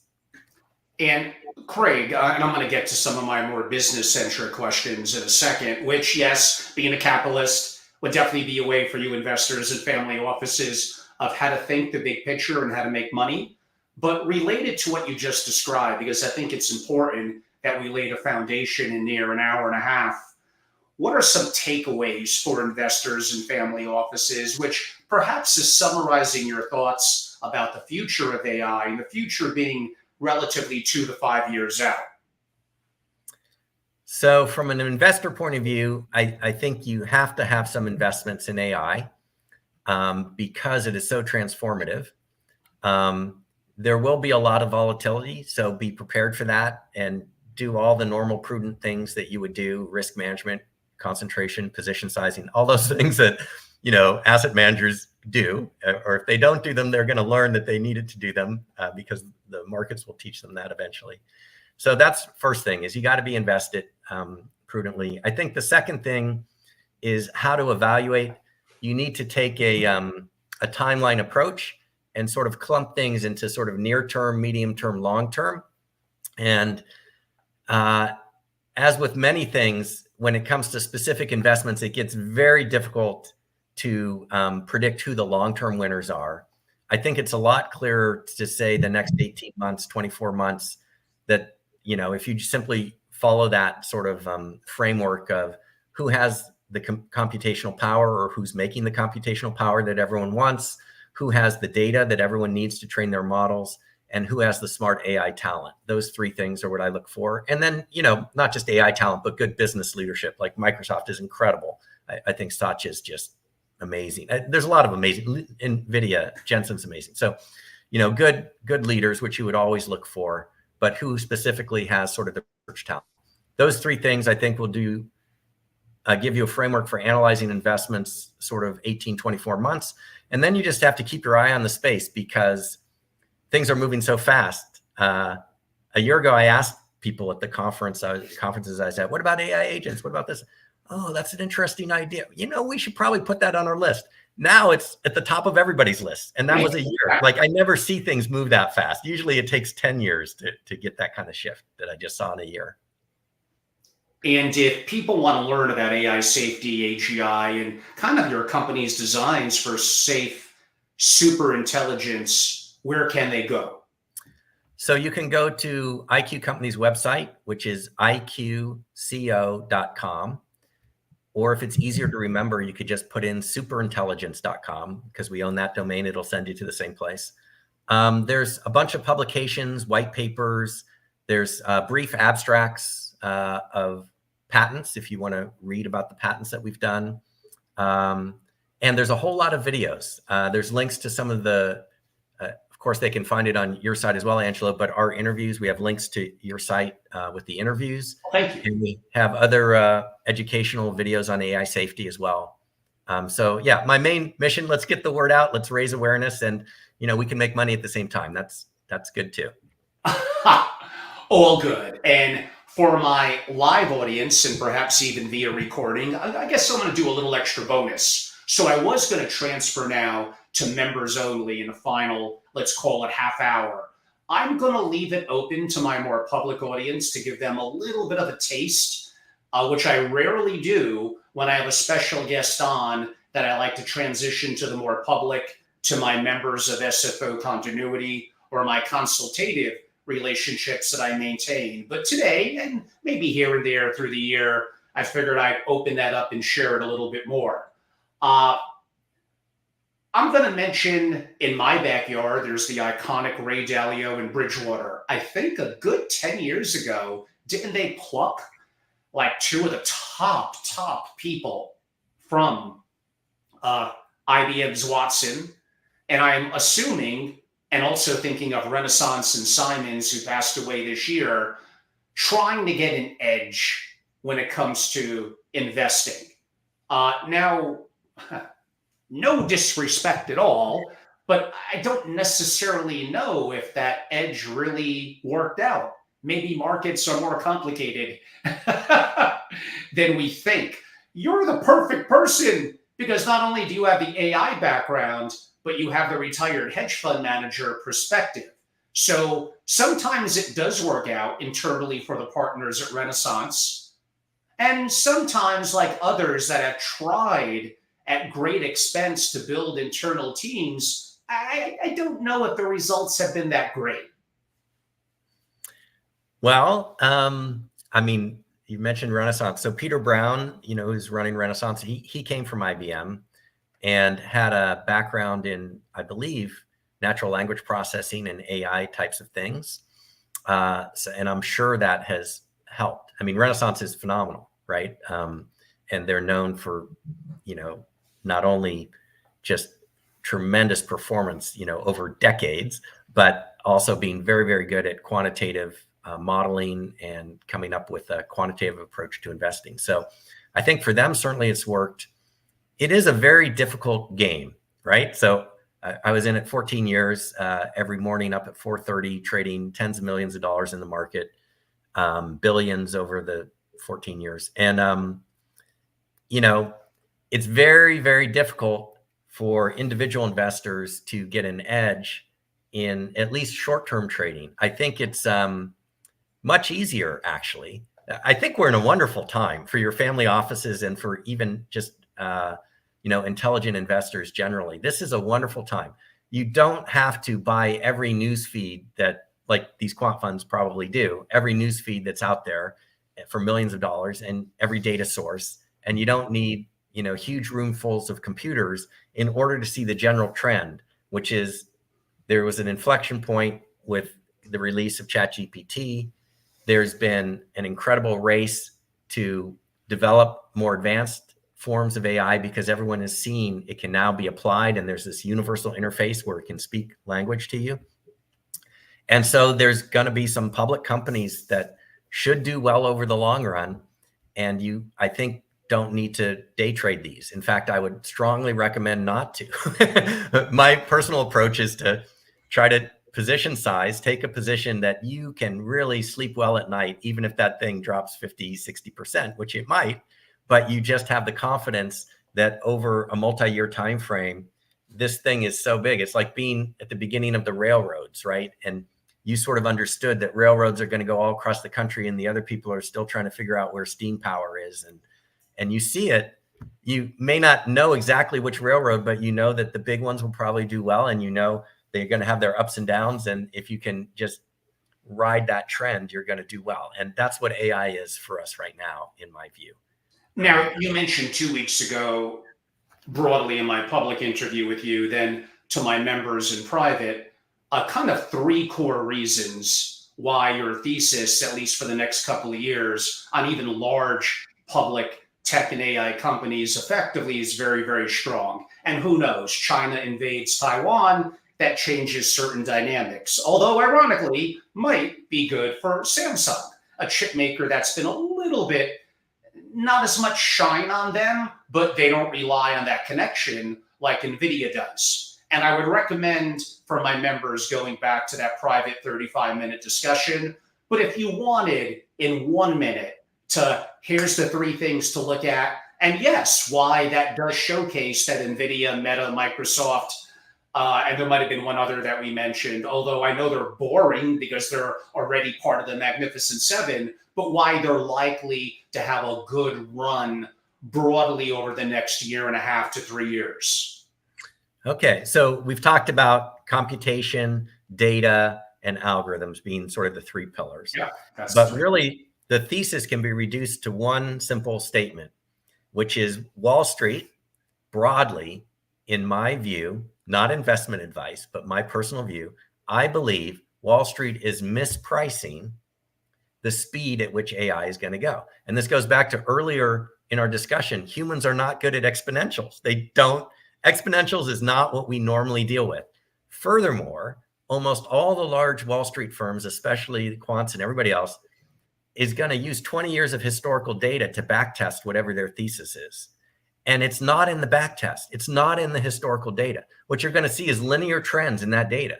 So if you're running into an exponential, and it really is true, that's the hypothesis, the thesis, things are moving faster than is priced into the historical data. The firms are used to using the historical data. Options pricing, stock pricing, everything is based on that, which is why if you watch CNBC or whatever, all you see is a litany week after week, month after month of these people raising the targets as their target gets surpassed and they realize they were behind because they're pricing linearly based on the past, and they need to be thinking about the future and understanding what's going to drive it. And it's a mispricing. And whenever you have a mispricing, that's an opportunity. But you have to believe it, you have to be confident in it, and you have to position size enough that you're not going to panic. And you should talk to your own investment professional before making any decision. But that's personally what I see and what has worked well for me. Yes, I could have something to say about the so-called investment professional.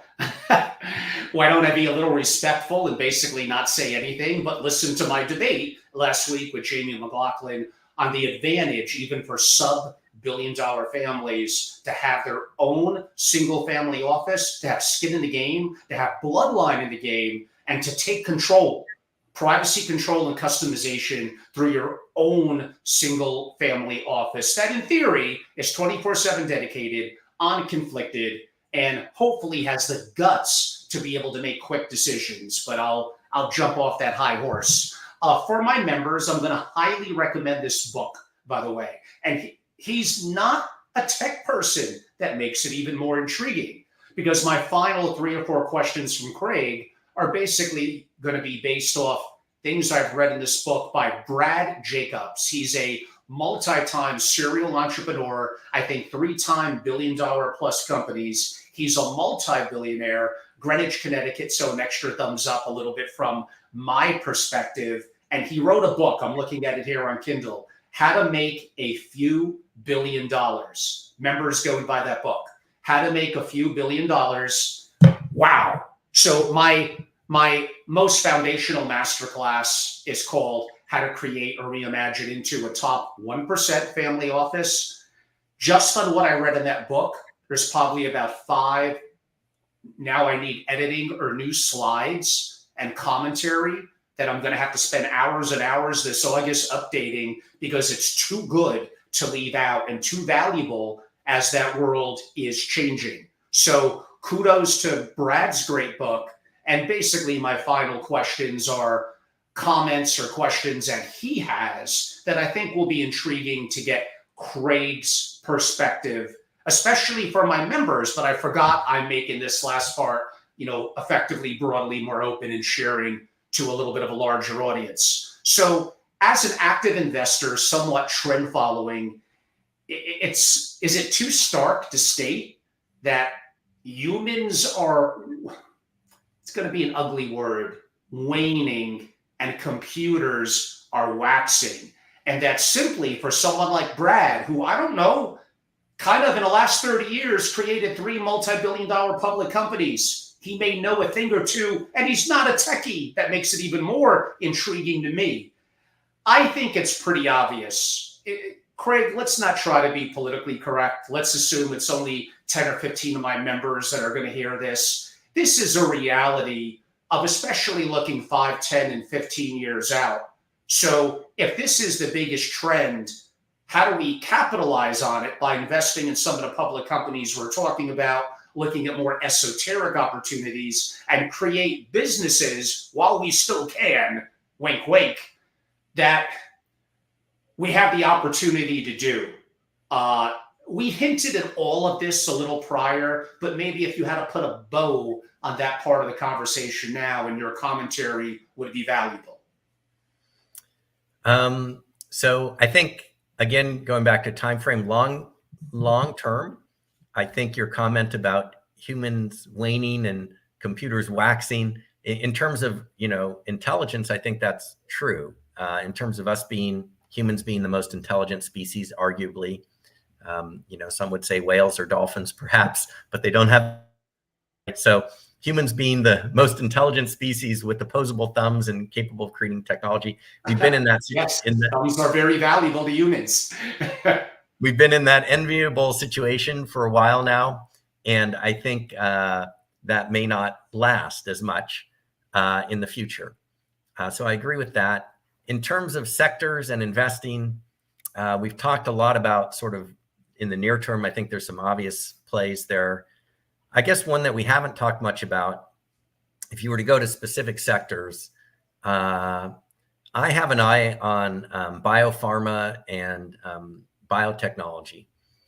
But bring it on, Greg. We want the information for our members. And I'll tell you why, but I think it's even more helpful to understand the general principle, because I really reason about these things from knowledge of AI and then sort of using that in a reasoned way. So AI is going to be very, very good, and is already very good in any fields that are highly data intensive, and where being able to process huge amounts of data in a short amount of time and detect patterns gives you an advantage. And so medicine is one of those fields. So first of all, in medicine and biopharma, you have incredible demand. You have baby boomers, and everyone, the most valuable thing, no one wants to die. Everyone wants to, live longer, or very few people would want to die. And health is, your most important thing. So you've got a really great market there. And then it also has the characteristic that there's huge amounts of data. A single physician, the very best heart specialist, at the peak of his or her career, has only seen X number of thousand patients. But an AI can analyze a database of 10 million, every cardiac patient ever. And it can detect patterns that really good physician just didn't see it in their entire career. There's some things they didn't see. And if they did see it, their memory fades and it's hard for them to recall it all. This AI has instant recall, has a much broader experience base, is able to look at patterns, is able to analyze the patterns many times faster, like millions of times faster. And so the potential to disrupt that field and to completely change medicine is really, really high, because it's a valuable thing and because it is data intensive, or it has this data that lends itself to analysis. Similarly with biopharma and new drugs, I'm not an expert in this field, but at 100,000 feet, I know that you need to come up with new candidates for drugs. And when you pick one, it's very expensive to then push it all the way through clinical trials. So picking the right one is really, really important. Well, humans are limited in their ability of how many possibilities they can consider and how much information they can process to try to figure out, let's try candidate ABC. If you have an AI system that can look at huge databases of potential candidates, and furthermore, if they can simulate without going through the trial, but do the simulation of how this drug might work or how this one might work, they can be much more picky. They can reduce 10,000 candidates down to the top 3 instead of 100 candidates down to the top 3. And that's going to give you a huge benefit when it comes to actually developing them and pushing them through the trials, right? So that's also a logical field. Now, which specific company would do it, I can't tell you, but I can tell you that whole field is ripe for disruption because it has that characteristic of lots of data that's inherent in how the process works, and AIs are very good at processing that faster and faster and faster. So that's the way, if that helps, that's my thought process when I'm trying to evaluate which sectors might go. No, I think that's very valuable and probably segues into my next question from Jacobs's book again. He notes, I guess, as an investor, there's several things he looks at from an industry perspective, asking how will this industry be disrupted by advances in AI? How soon could it happen?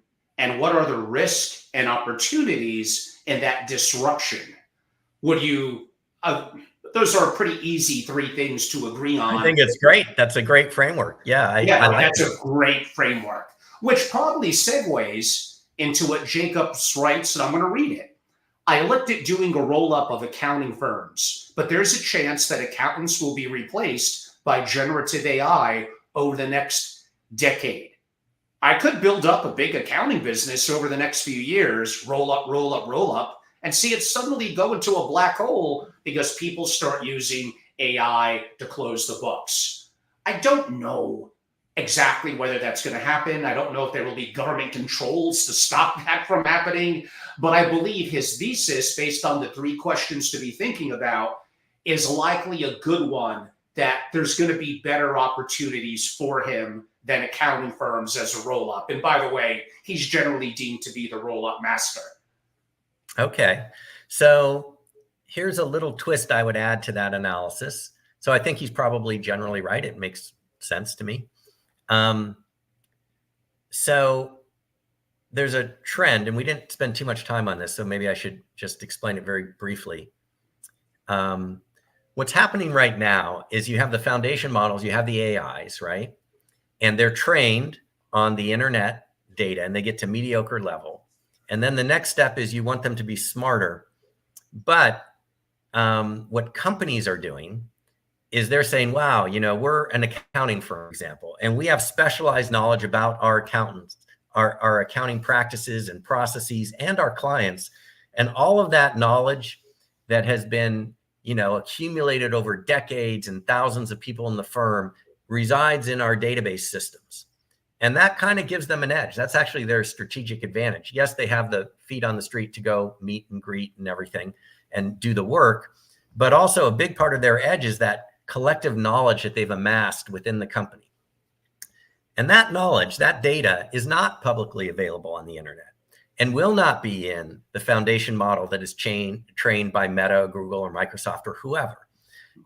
And so what all those companies are doing is they are taking their models, and they are, IBM the same, going to the accounting firm and saying, here's a generic base model, let's supercharge it with your data that's unique to you, that's proprietary, so that you will have your own little AI that is really good at accounting at the XYZ firm and knows all about XYZ's clients.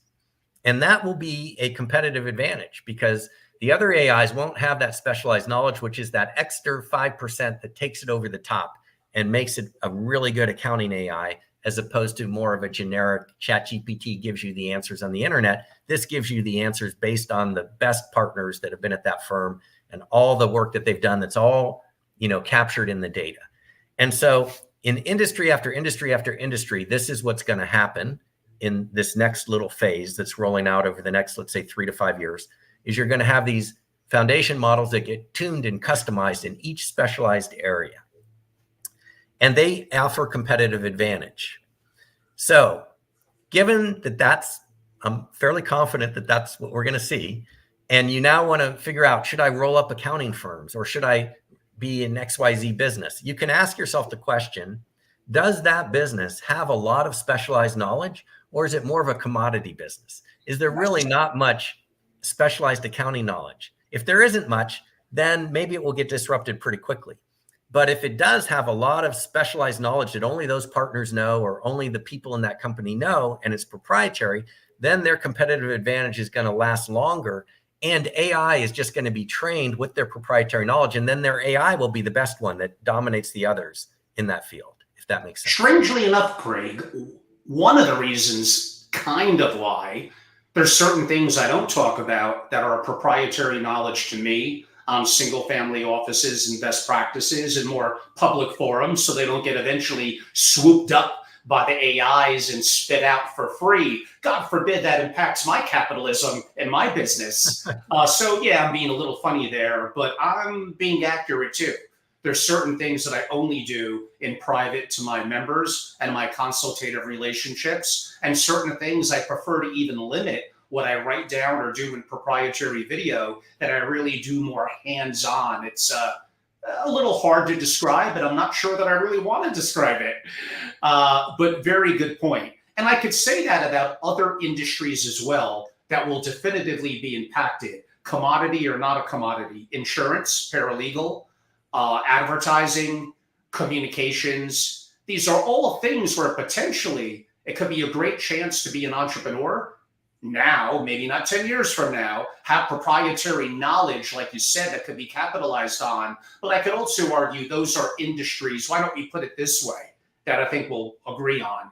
If they don't adapt, and trust me, a good percentage of them will be way too slow. If they don't adapt, they're effectively going to dissolve as we know them. But on the positive side, let's look at what could greatly benefit over the next 5, 10, 15, 20 years by the advent of greater AI. You hinted at one of them: biotech, healthcare, longevity, retailing, manufacturing.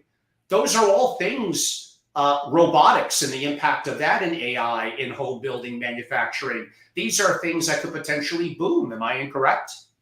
I think that's right. Yeah, I think there'll be tremendous breakthroughs in those fields that you just mentioned, especially in healthcare. That's, and I'm not alone in that, just to sort of not claim all the credit, I guess. So if Sam Altman founded OpenAI, right? So obviously that's what he thinks is the hottest thing. He's a talented guy. He could be doing many different things. And that's what he chose to focus on. But somebody asked him, he said, if you didn't do OpenAI, what would you do?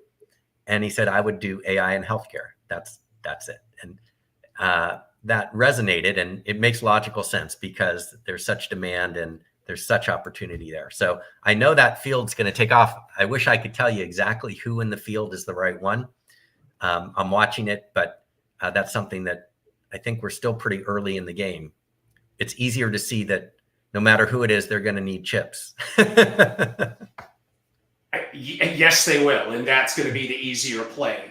Now, those are discussions we have on both public and private deals, more so in person, in what I built at SFO Continuity, including being incredibly active this summer with investor roundtables, 10X breakfast and luncheon meetings. And really the debates and discussions that we have are pretty intense and incredible in these very, very intimate groups. I think two final questions. One of them, the quote that I said earlier, I basically took again from Brad Jacobs' book, again, highly recommend it. And that is his words: I think CEOs are going to get replaced by AI, with a little bit of the, in parentheses, every human function that can be broken down into rules, systemic processes, and logical decision-making.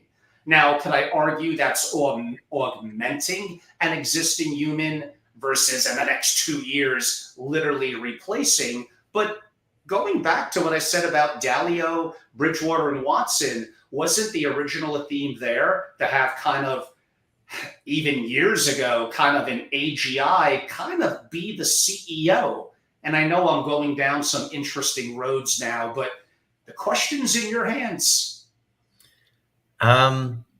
So I think probably the job of CEO, I've been a CEO for many years. Like any other job, you can do it at a mediocre level, or you can have an outstanding person. I think the outstanding people have something that will probably be much harder for AI to replace. I think if you're going through the motions and running the standard MBA playbook that they teach you at Harvard or Wharton or any business school, AI can already pass the MBA exam. So, and do really well, better than most MBA students. So I think operating at sort of a average level, I think CEO job, like any other job, will be sort of replaced in the future. But I think the people who are the very best in their field, it will take longer because they have a more complex set of skills and more, advanced and refined set of talents that it's a lot harder to train AI on. And you can almost see, given the way that AI is currently learning, right? If it's learning based on the availability of data, by definition, there's a lot of sort of mediocre CEOs, and I'm not putting CEOs down. I'm a CEO, right? So there's a lot of people that are average in any profession, and then there's only a few that are really exceptional. So there's not much data on the really exceptional ones. It's a lot easier to train someone to be at the average because there's a lot more data. When you want to get exceptional, you have to get that data and time from those exceptional people to take your AI to take it to the next level. And so that's going to be the last thing to fall. And then there's an argument that maybe there's some things that people can do that AI will never do. And I don't quite know where I stand. I'm undecided on this topic. I was trained that even things in graduate school by a very rigorous scientific advisor, that even things like intuition are just pattern recognition. I mean, there's an argument to be made. You say, well, I just feel like this is the right thing, and that's the intuition, and AI will never have that. No, you can argue that that's just pattern recognition. You've seen it so many times, you're not even aware of what you're seeing, but there's something that you're seeing that's triggering that response, and that's what you're calling intuition because you don't have visibility into what's really going on. So that's one camp. And then there's another camp that says, no, maybe there really is something that's unique that you just can't quite put your finger on. I remained open-minded on it, but I have to say that a lot of what people call intuition, a lot more than most people would probably think, is actually learnable and could be pattern recognition. Whether it's all of it or not, that I'm leaving the door open on.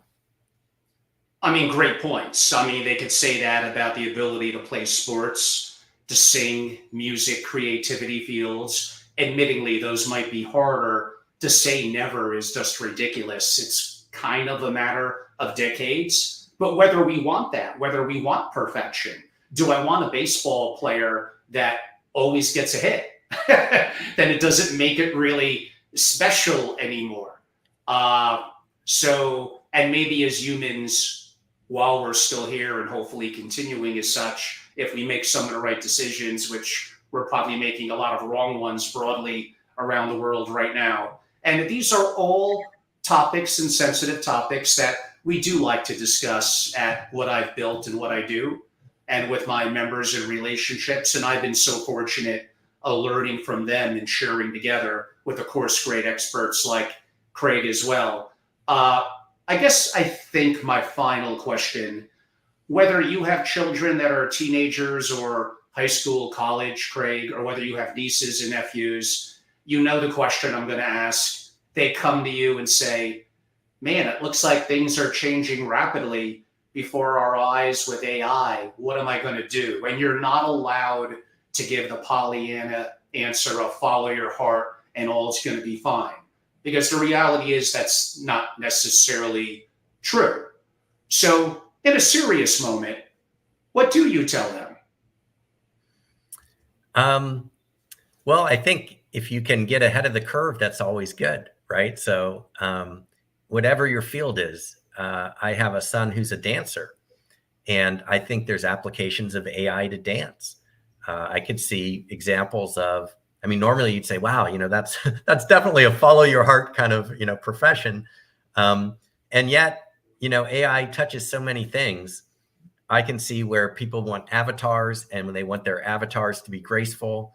And so using dance and that interface between computer science and dance and movement, that's a whole burgeoning field that's going to be there. So I think there are ways to combine, what you feel in your heart with the trends that are going on.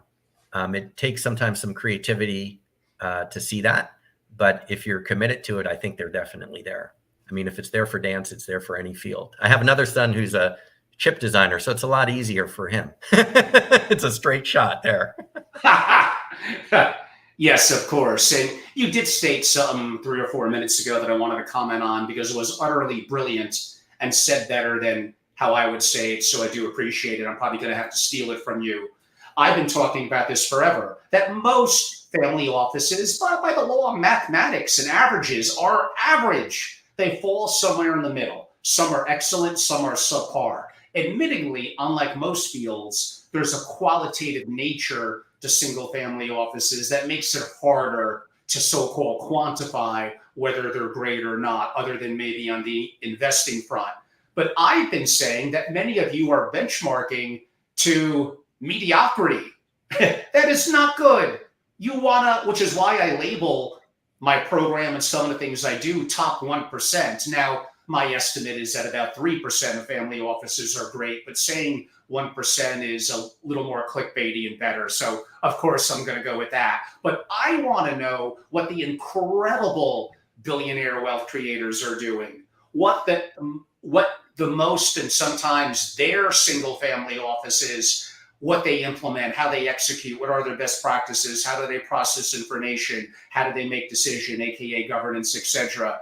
And that is very rare to get. And I'm telling you, you're not going to get that at the moment through Chat GPT. And people like me are not going to be so open distributing all that information out there because I don't want what I define as those algorithms and such to pick that up. That's proprietary to me.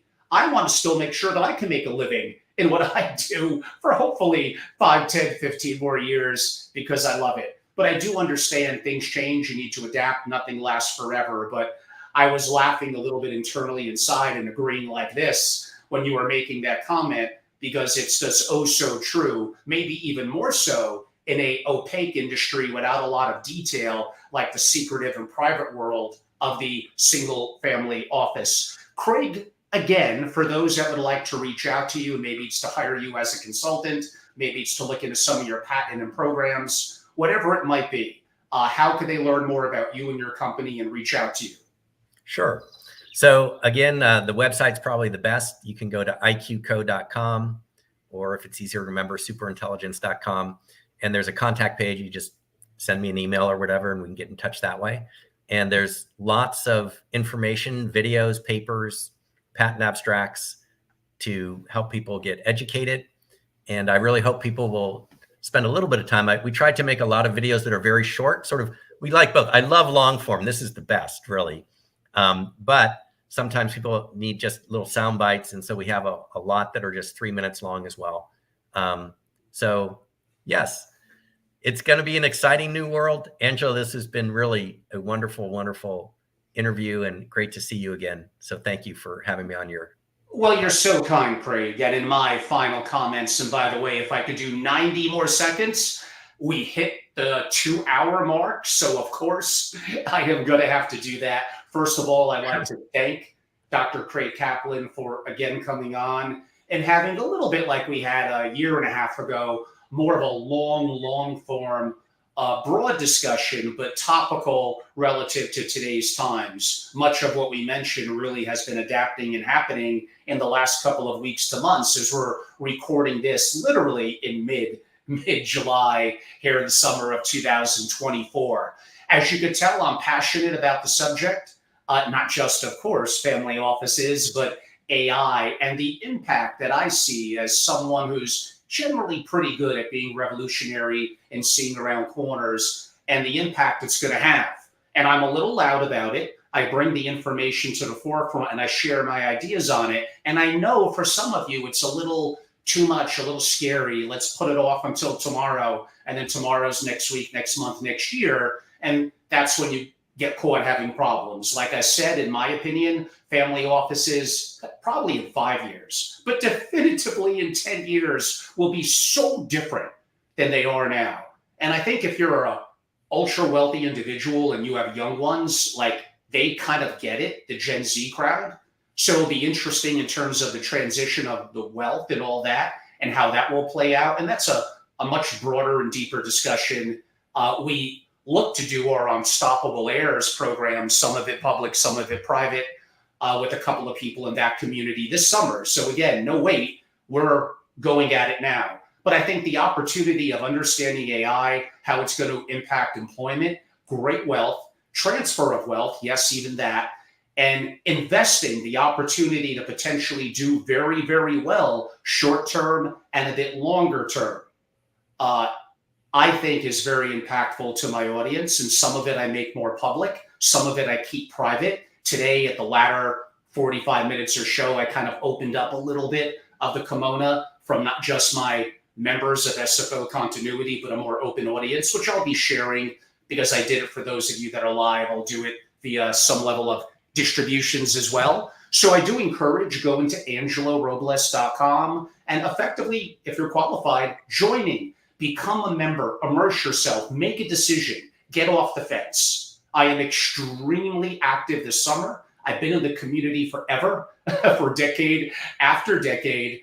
I sold the company very successfully. I'm extremely happy what I'm doing now, which has no hierarchy, no bureaucracy. Listen to my interview, my debate with McLaughlin, where I spoke about that effectively is a big challenge of the community. I don't want to be that old guard. I don't want to be stuck in the mud. I don't want to have layers and layers of decisions. I believe in the ability to be rigorous, but also be fast in terms of making decisions, which taking charge of your own wealth and the whole value of having or considering, at least considering a single family office, I think is very, very important. So jump on in. I love what I do with Family Office TV and giving information away. But I also want you this summer, don't wait, be one of the 30 founding members. We'll take a brief pause. There'll be a membership after that, but it won't ever quite be a founder at that same pricing and same level of advisory board commitment that I'm making to the founders. The group will always be relatively intimate, will not be taking money from vendors and sponsors. There might be other larger events that I do or masterclass programs or even advertising on Family Office TV, but I keep what I do at SFO Continuity, the private membership club, clean. My content, my thought leadership, my original content and thought leadership, I might add, the ability to connect with me, to interact to my network, and to be part of your fellow peers who are incredible, all way more accomplished than me as an investor and often as a person and a family office, and interacting in person in New York, Greenwich, the Hamptons, Palm Beach, Miami, Jackson Hole in Wyoming. Jackson Hole is Wyoming. I meant to say wrapping up with LA. So that opportunity and how active we are is very, very important. Again, it's pretty easy. We all try to make things more complicated than they need to be. Again, go back and watch that interview I did with McLaughlin. That was one of my core points that I make. The industry tries to confuse you because they want to have control over you by overcomplicating things. One of the advantages we have in today's society, including with technology and AI, is it does, well, you could argue this, but makes things more transparent. And that allows us to be able to take charge of ourself, our destiny. Never play the victim. Always be someone who moves forward. One of my favorite sayings is weak people think the world is against them. Strong people don't care if it is. Move forward. This is the opportunity. We hope you could join and be a part of it. We hope you enjoyed this interview with Dr. Craig Kaplan. And Craig, again, I appreciate it. Say hello to everyone. Have a great remainder of the summer. And I'm sure, because things are changing so rapidly, that when we reconnect, let's call it sometime maybe in the late fall, a couple of months out, that there'll be a bunch of new things to talk about because things are changing so rapidly. And I look forward to it. Thank you so much. Me too. Thank you, Angelo. Pleasure. Thank you.